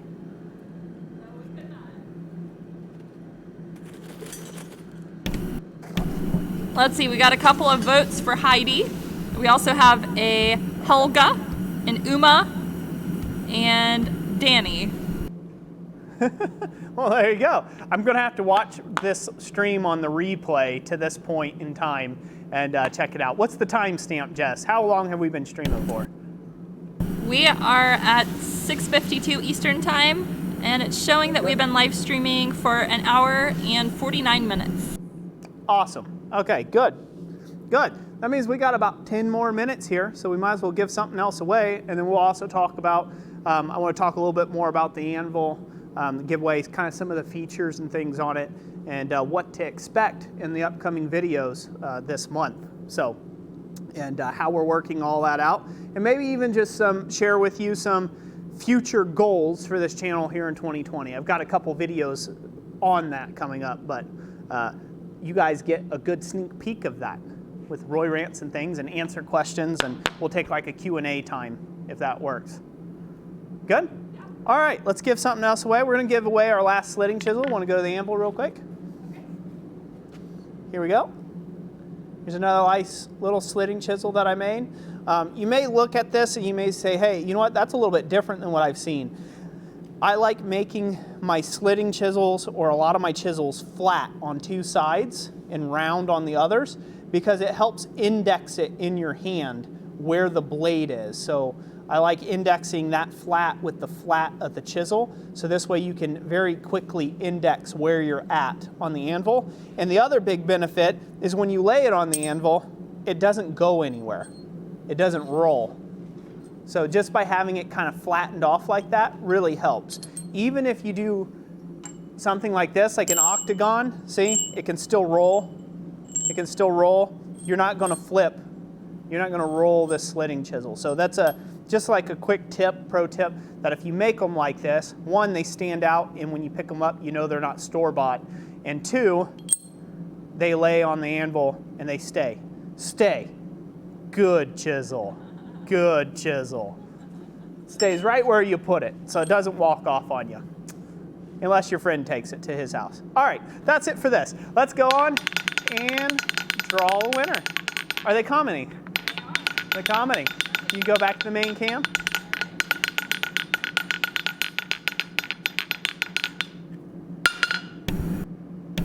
Dun da da! All right, the winner is Ben Illington, and he says, what? What? Ben Illington, congratulations. Hope you enjoy your slitting chisel. If you get with us, comments, go down in the description, click on the contact link, and contact us with your email and address, and we will ship this out to you. Anywhere in the world? Thank you, fine sir. And that was for the slitting chisel, Jess. Okay, now for the taste de la resistance. We will go ahead and give away these knife tongs here. Again, these are for the raw stock. The other ones we gave away was for holding a blade that had already been kind of finished or forged so you could work on the tang. Here, it holds 1 inch, and it also holds 1.5 inches, all with the same pair of tongs. And it could probably hold just a little bit bigger than 1.5 inches, you know, but I wouldn't try it, I guess. I mean, you can, it just gets wider out here. But anyways, hopefully that'll help some of you all out there. I know a lot of you are aspiring bladesmiths. I'm not, but I do know how to make a good pair of bladesmithing tongs to help out. I do know how to make tongs, so there's a benefit in that. So anyways, hopefully everyone's excited. How's the chat? Is it flying? Very. It's flying? Is it fast? How many people we have? We are We were above 300 just a minute ago when I looked. Let me review that number. And it jumped down to 295. So right around the 300, 295 mark. Just a fuzz shy. I'm just stalling, you know. I mean, I'm just trying to wear out your phone screens. Or your computer keyboards. All right, I'll stop stalling. All right, let's go ahead and rattle this, Jess.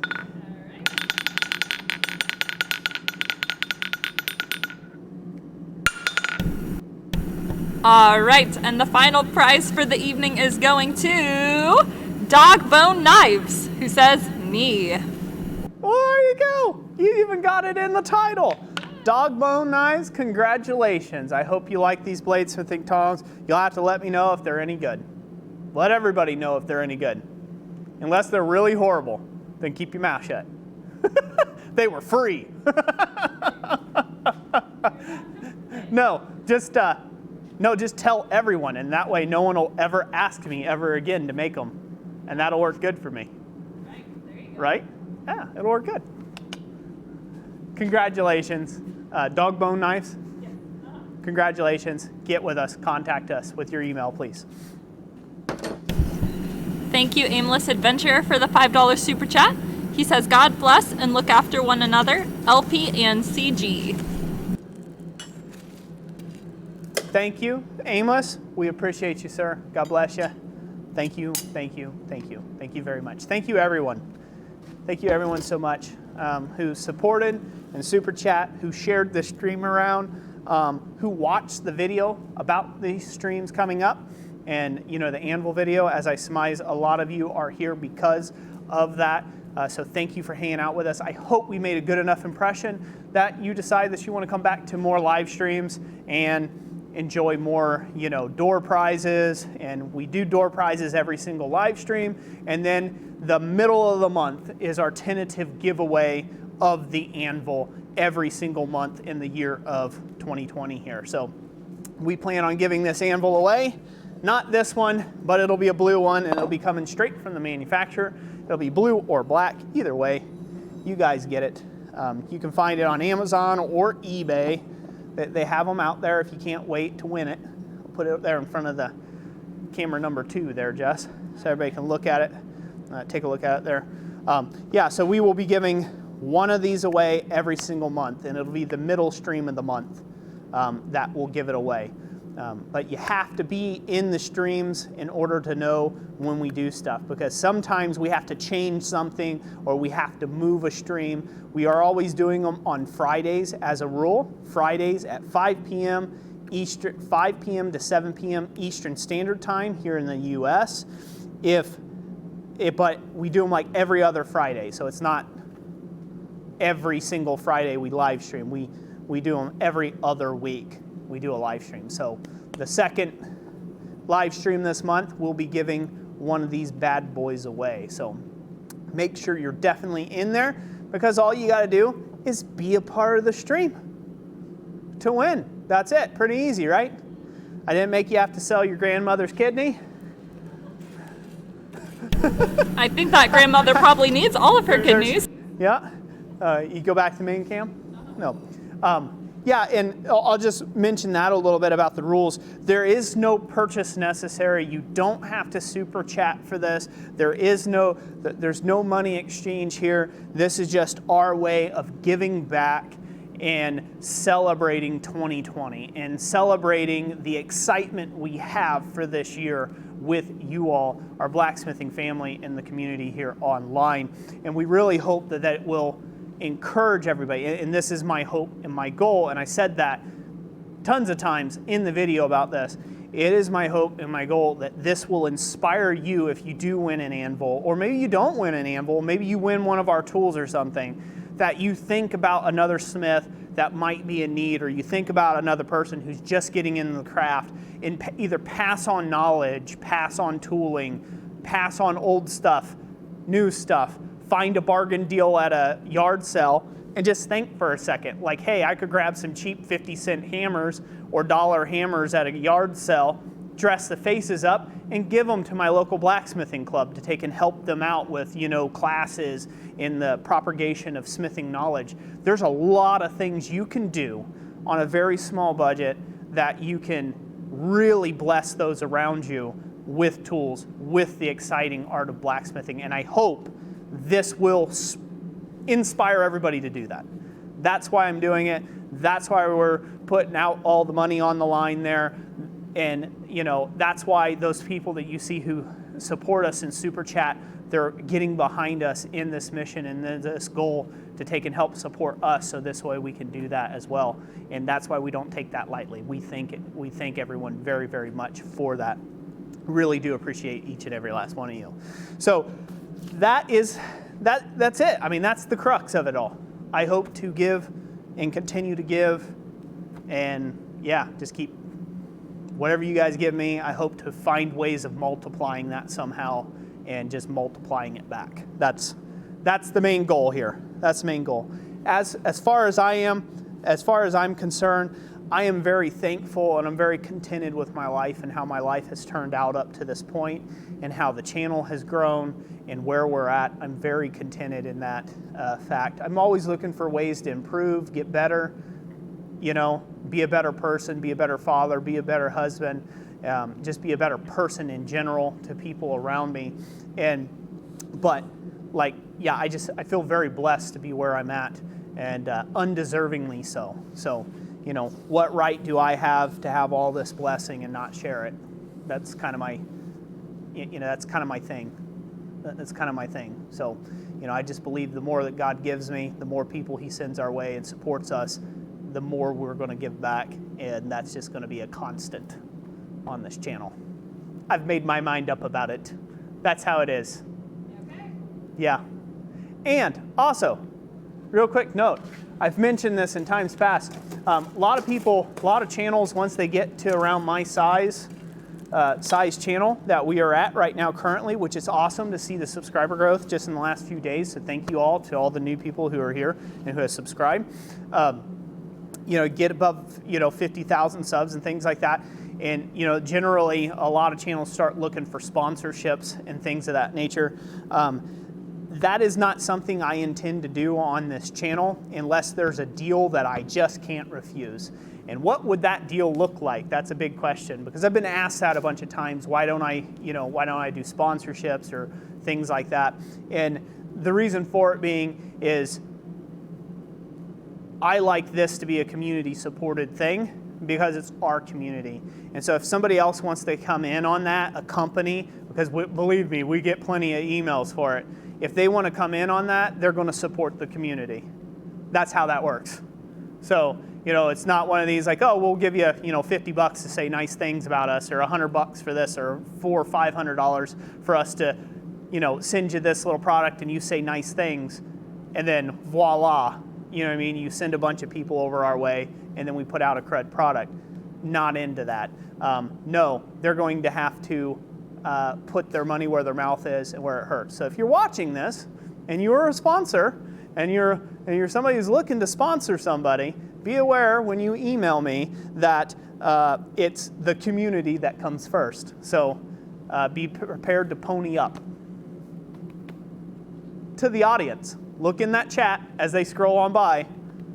That's how it works on this channel. So we've had a lot of great contributors. Uncle Buck's Forge, I just want to mention him again. He contributed to our live stream, our Christmas giveaway live stream. We had Randy over at Newt's Leathersmithing. He contributed a great blacksmithing apron to give away in that live stream. Mark,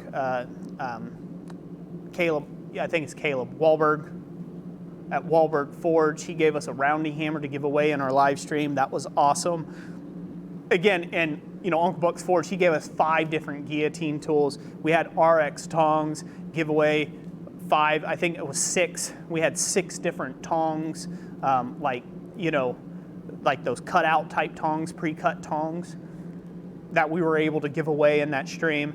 And that was because of that partnership. It wasn't a sponsorship. We didn't get paid for it. In fact, it came out of our pocket to ship all of that, and it came out of their pocket to ship it to us. So again, just thank those people. thank the super chatters. They're what make this possible.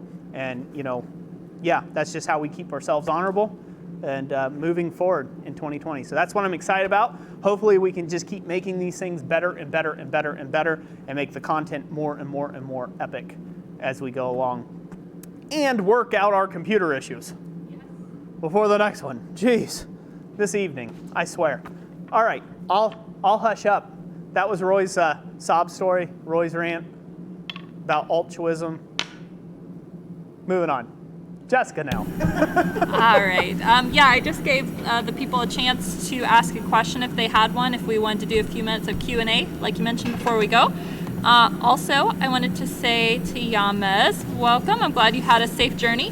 He gave us a $10 super chat and said good evening, and did he miss the Anvil giveaway? So we are glad that you made it, Yamez, for the last couple of minutes. Yamez, thank you. Thank you for the super chat. Glad you touched down, hopefully all right, and all in one piece. You must be. You sent a super chat. Hopefully that wasn't like your last dying message on a plane somewhere. Hopefully you made it home, brother. Good to see you. Yeah, no, we didn't give the Anvil away in this live stream. This live stream was to talk about the upcoming live stream, which is the 17th. We're planning on giving these away kind of middle of the month. So this live stream, we gave away a bunch of tongs and chisels and punches and sticker packs and gift cards and yeah, that whole thing. That's what we did this stream. Hopefully that was enough for everyone. If not, I'm going to have to find some other people to, I'm going to have to get better at buying some things in these streams. Give stuff away. Yeah, and again, if anybody missed or didn't fully understand what we were saying about the giveaway, we do have the instructions down below. Feel free to read up on that. Every month, the instructions to win the anvils could be a little different, but for this particular month, we're keeping it simple, and all you have to do is join us for the next live stream. So the first question comes from Scott Hummel. He says, hey Roy, do you ever use a gas forge? Yep, great question. I get this one all the time. Yes, I use a gas forge, I use torches, I use whatever is within my capabilities. If I had an induction forge, I'd probably use that too. I've got a gas forge over here. It's a 3-burner, it's a Mankell gas forge. You can go look them up. It's been with me now several years, 4 years at least it's been with me. And I use it quite often. Not as often as I used to. I mainly use it for larger plate work or whenever I've got basins or other things to do that I need to heat in anneal material. Other than that, I try to work in the coke because I like it better. That's it. I mean, I like working here, kind of like it's what drew me into blacksmithing was this kind of heat source, not necessarily like the gas forge type heat source. So yes, I do have a gas forge, and I use it when I'm doing production stuff.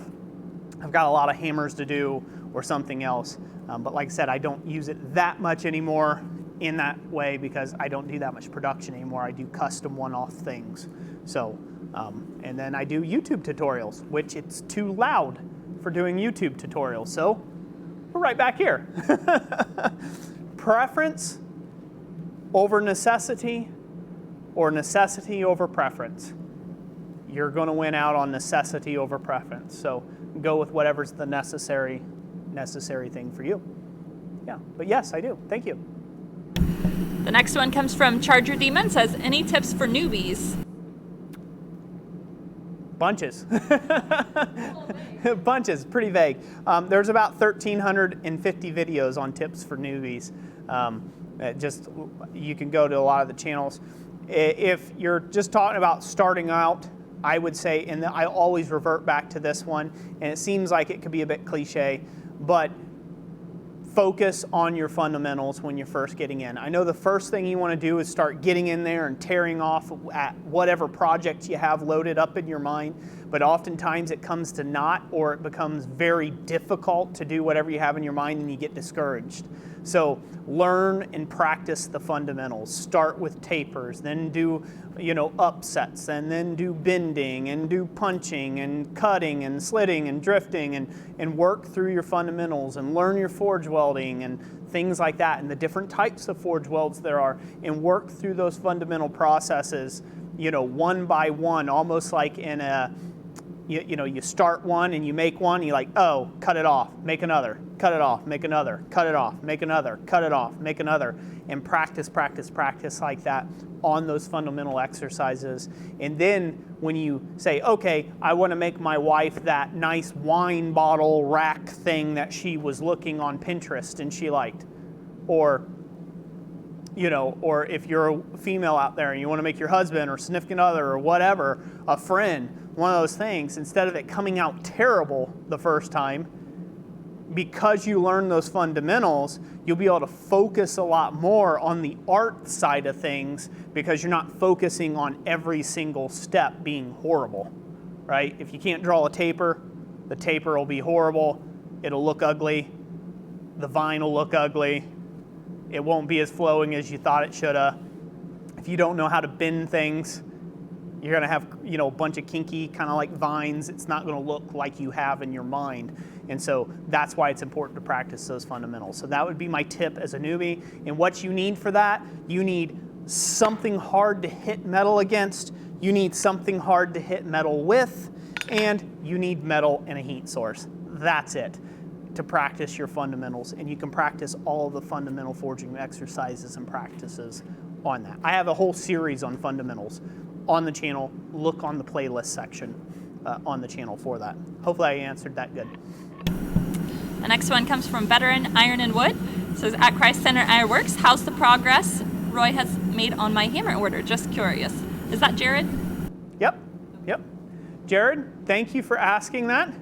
I've got progress on it. I got the wrought iron billet welded. It's over by the gas forge, so I'm not going to grab it. Well, I don't know. I might grab it. Get over. Nip it up. Make sure it's not hot. All right. Whew. So I had to build up quite a bit of mass for this. I could show it off the regular camera. Smooth the little anvil. Oh, money. 66 pounds. All right. So I had to build up mass with a couple of faggot welds here to bring it up to mass. And then I had some resizing of stock to do, but that's where I'm at right now. Part of it, this is going to get forged out. This will be the hammer face, and then I still have the high carbon bit to take and make once I draw this down so I can size it appropriately. So it is coming along. It's in the forge welded up stage right now. So I'm working on the various components, bringing them together. I was hoping to have this one done, forge welded up and hole drifted before the stream, but I just ran out of time. So I ran out of time. I was working on this yesterday, actually. So that's where we are at right now. And I will also be looking for an email from me in the next couple weeks on this. I will have some style designs choices for you to make. So good thing you emailed. I hadn't got an email out to you yet. Do you want to show your other couple of projects you've been working on? Yeah, I'll show them off. Why not? Show and tell. Yeah. So here's a couple hammers I've been doing. Been forging claw hammers. Like I said, I make pretty hammers. These are really rough ground. These are not finished. These are not a finished product, but these are a pair of claw hammers for some employee anniversaries that I forged there. All the same bar stock that I made Jared Russell's stuff from. So so quite a bit of work getting those to that point. And then this one here is Alan's hammer coming along. It's all been forged to finish. Well, forged, and then I've sanded it, and I'm getting to the point of doing all my chasing work on this one. So that hopefully will be done in the next week or two. Mainly when I say chasing or file work, the forging work takes for me on a hammer, just as an example for people want to know. Again, I'm not really set up to make hammers. I'm not set up in a position to mass produce hammers. So all this was done basically without the power hammer resized the stock to the appropriate size, but the rest of it has all been done by hand here at the anvil. And so that takes time. So when I make a hammer, it takes me roughly about 2 or 3 days to make a hammer because I'm not going to strike myself out and wear myself out. And I'm usually making 2 or 3 things at a time while I'm working on it. It takes a while to heat up, and I'll stick some other projects in the fire while I'm working. One of those, I've been doing a lot of lock parts for a padlock that I'm making for a client, a 19th century padlock. So I've been putting lock parts in the fire at the same time I've been waiting for hammer billets to heat up. So that's kind of how my workflow goes. So it's a little on the sketchy side, but it takes me about 2-3 days to get the full forging process, eyes punched, drifted, ground where I like it, things like that.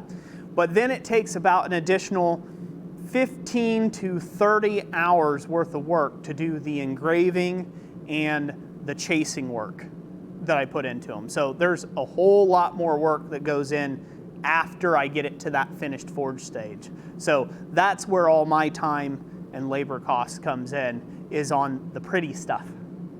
But that's the part that I like the most. The forging thing, you know, getting it to like a lump or a shape, that's okay. I don't mind that. But I like the pretty stuff. I like putting in all the pretty details, and that makes the hammer pop at the end, you know, and getting on a handle and making it just all tie together, and all my transition of lines look good and get the aesthetic feel I'm going for of the hammer. Again, like I said, bespoke hammers, I guess you would say. I really like the designing and the finished design of the hammer more than I do forging big billets of steel. I don't. Not so much into that. I like that. I like the more refined things. So yeah, sorry, waffled on about that a lot. Jared, I hope that's sufficient for you to know where that's at. That's where I'm at currently on it. Like I said, I still have to forge the bit portion of it once I get the body forge welded a bit more. So also, to mention that, I was given some wrought iron railroad track that Hans at Charming Hollow Forge had to make your hammer out of by Mr. Daniel Crawford, and unfortunately it was not going to be enough for the hammer itself. I would have had to forge weld up a lot more than I did. So that's actually part of the bridge, that 1906 bridge wrought iron that I have. That's part of that stock. So yeah, you're going to have a hammer that's from 1906. Minus the faces, which are probably from like 2020. What's going on? All right. Another question we have is from Charles Sage II. It says, Roy, are you currently developing any new build plans? And I'll let Roy answer that here in a moment. Currently, our next release on our website is going to be an ebook that I'm working on, and it's going to be around photographing iron. So to help you take better pictures of your ironwork, if you have a social media presence or you're trying to sell online, that way you can take photos like ours. So I'll have all my secrets and tips in that book, and you can expect to see that in February. Yeah, I think right now she's up to 50 pages just now, close to 50 pages of work on that. And if you guys have ever seen her ebook, she does a really good job on ebooks. So yeah, pretty good, huh? Yeah. You do a really great job. As far as plans, future plans, tooling plans and things in the works, I do have quite a few in the works. They are all around like scrolling jigs and some different things of that nature, bending jigs, some different helpful stuff for, I would say, like beginner production work, right? So like jigs you can make that are helpful in reproducing like earlier on production items. So to help out the beginners out there, those sort of things. So there's some jigs around that. There's one jig, it's a ratcheting scrolling jig. That's going to be the big one. And then the power hammer, I have a power hammer build that I plan on doing, and it's going to be a 400-pound power hammer, but I've got all the steel for it. It's all over on the racks, but we'll have to see where that goes. That might be fall of next year, of this year, before I can get even started on that, if it happens this year. So I wasn't anticipating, when I was anticipating on building that hammer and I was getting set up to do it, I was not anticipating on finding the home of our dreams, and moving to Michigan. So I wasn't anticipating that at all at that point in time, and that's how that works. Life got in the way, and then we moved, And so there's a lot of shop stuff that I have to do, like the siding, the roof needs attention, you know, things like that. So that might come before the hammer does. But yeah, that's going to be it for me unless I get a wild hair going on, and then it'll be. So hopefully I answered that good enough. But all right, what else we got? Questions? How many people in the stream, Jess? Dana, yes, you can go ahead. Sorry, I just seen this. Yes, you can put up your email for anybody that's looking for stickers. That's fine. I'll have one of the admins approve it. And Roy said, how many people are in the stream? It looks like we are at 232, so we're still holding pretty regular. And yeah, we had quite a few questions. So I'll try to find one more for Roy. Nutty Iron says, I'm not in business yet, but I have a few items that you could have as giveaways, trying to learn to make them, so they may not be the best. So anybody who has giveaway items, contact us via email and we can just talk about it. Drayson's Forge says, Roy likes Coke. LOL, I figured him for a root beer man. I'm actually a no soda pop man at all, so I haven't touched pop in what, 5 years now, Jess? Coming up on? I haven't touched soda, not a drop, in 5 years. No carbonated liquid in 5 years. You're doing good on that. And you plan on staying far away from it. Yep. TNT Ironworks says, hey Roy, I'm looking at starting to post some videos here within the next month or so. Any tips for a new content producer? We have several videos in a playlist on the channel about doing YouTube, and also I have written an extensive ebook on it as well. So if you go over to our website, that might be something you're interested in. Hooker Creek Farm says, what's a good price for an older coal forge? Okay, well, let me answer the other one first. TNT, you kind of jumped ahead there for a second. And then Hooker Creek Forge, right, was what's a good price for a coal forge? Okay, I'll answer Hooker Creek Forge real quick. A good price for a coal forge that you're going to find is around $400 to $600. If you can pick them up for anything under $400, jump on it. So that's a good price as of right now. Several years ago, it was like $150 to about $300 at the top end for a brand new one. So, you know, or a used one. Jessica picked this one up for $150. 10 years. A lot of years ago. Anyways, a lot of years ago, she picked this one up for $150. So that would be my answer to that. If you could get anything under $400, it's going to be a good tool for you.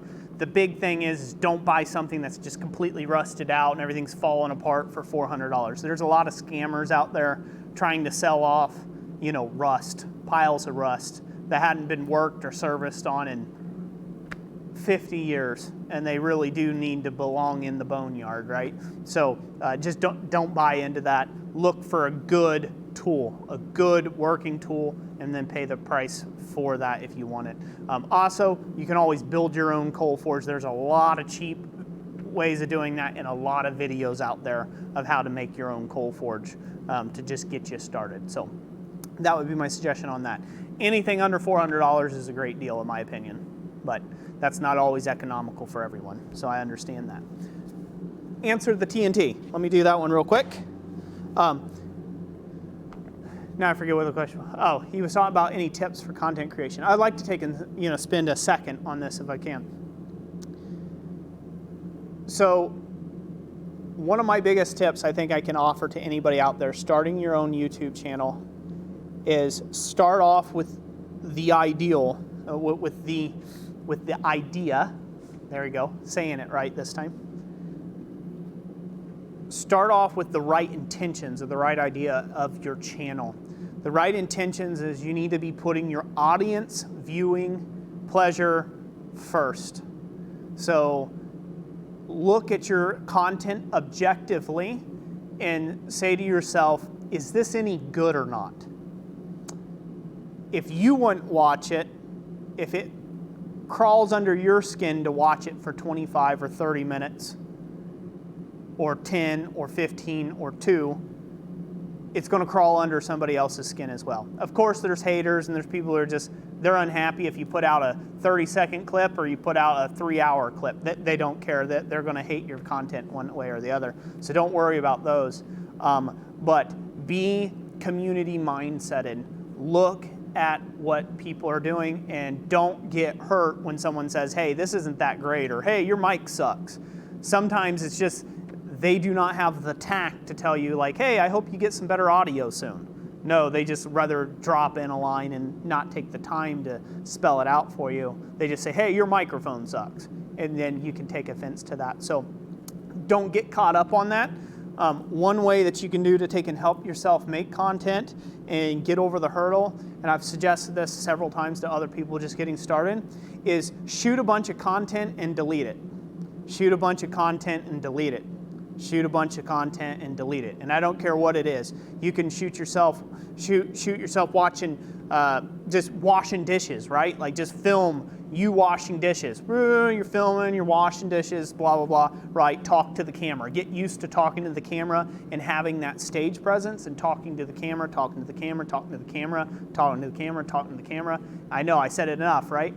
Talking to the camera, get comfortable in that result, and then when you do make a production, make a video to go online, you'll have a lot better success with it because you'll iron out some of those wrinkles. Like I was real bad when I first started saying I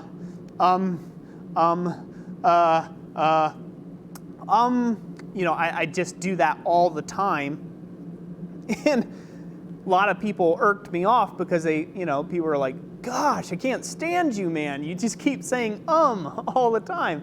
I was like, get off my channel, and at the start of it. And now I look back at some of those videos and I'm like, oh, gosh, would he just stop saying so much? And it's a younger me. So again, you can flesh a lot of that stuff out before you ever even release your very first video. It's kind of like blacksmithing, practicing those fundamentals, practice your camera angles, things like that. And I think you'll have a really super successful channel that way. And if I could go back, that's what I would have done from start day one. But yeah, if you want to see some terrible videos, go back to my earliest content on this channel. Like, you're going to be scrolling a little while, but go back to my earliest content and have a good laugh. I encourage everybody in the stream to go back. If you don't like me now, you should have seen me then.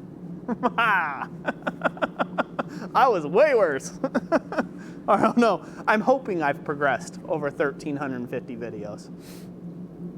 That's it. Yeah. How's it going? I answered her question. And I'm waiting for another one. Or waiting to quit. Yes, I can give you another one. And then if you want, we can probably, we're getting close to 7:30, so if you want, we can probably call it good after that. Yeah, we've wasted enough of these people's time. Toby Joe 57, I think he had missed the first part of the stream. He said, what steel was the hot cut? The hot cut was 5160, Toby. Joe 57. Thank you for being here, and sorry we missed that at the beginning there. But yeah, it's 5160 is what we made out of our spring steel. Anything else? One last one. Sure. Leo Jo says, what started your interest in blacksmithing? Ooh. That's a long story. I won't go into the full story. Main thing that started my interest in blacksmithing was I just thought it was really cool. I thought it was neat to watch hot iron shape. I was drawn to the flame at an early age, and then, as a date, we went. Jessica and I, we had just been married, freshly married, and we were like, where do you want to go this weekend? I don't know, where do you want to go? I'm like, well, there was this one place I went as a kid, and it was Carriage Hill Metro Park, and there was a blacksmith up there, and then I bored my date to death for like 4 hours sitting there listening to the blacksmithing demonstration and talking to the blacksmith and this and that, and he invited me to a blacksmithing club, and I'm like, oh, okay, that's cool, and really didn't have any clue. And then I just pestered Jessica to death for the next 2 months, I think, talking about, oh, wouldn't it be great, hon, and wouldn't it be sweet if I could have this? Oh, wouldn't it be great if I had this as a hobby, and I could do this, and I could do that, and I could make all this stuff, I could fix all of our antique farm equipment, and blah, blah, blah, blah, blah, blah, blah. And she got tired of hearing me yak, so she bought me a forge. And an anvil for Christmas. I don't think that stopped you from talking, though. It just ramped it up even more. Yeah, It did. Now our dates mainly primarily consist. Here's our date night there, ladies and gents. Here we are. We're talking about blacksmithing.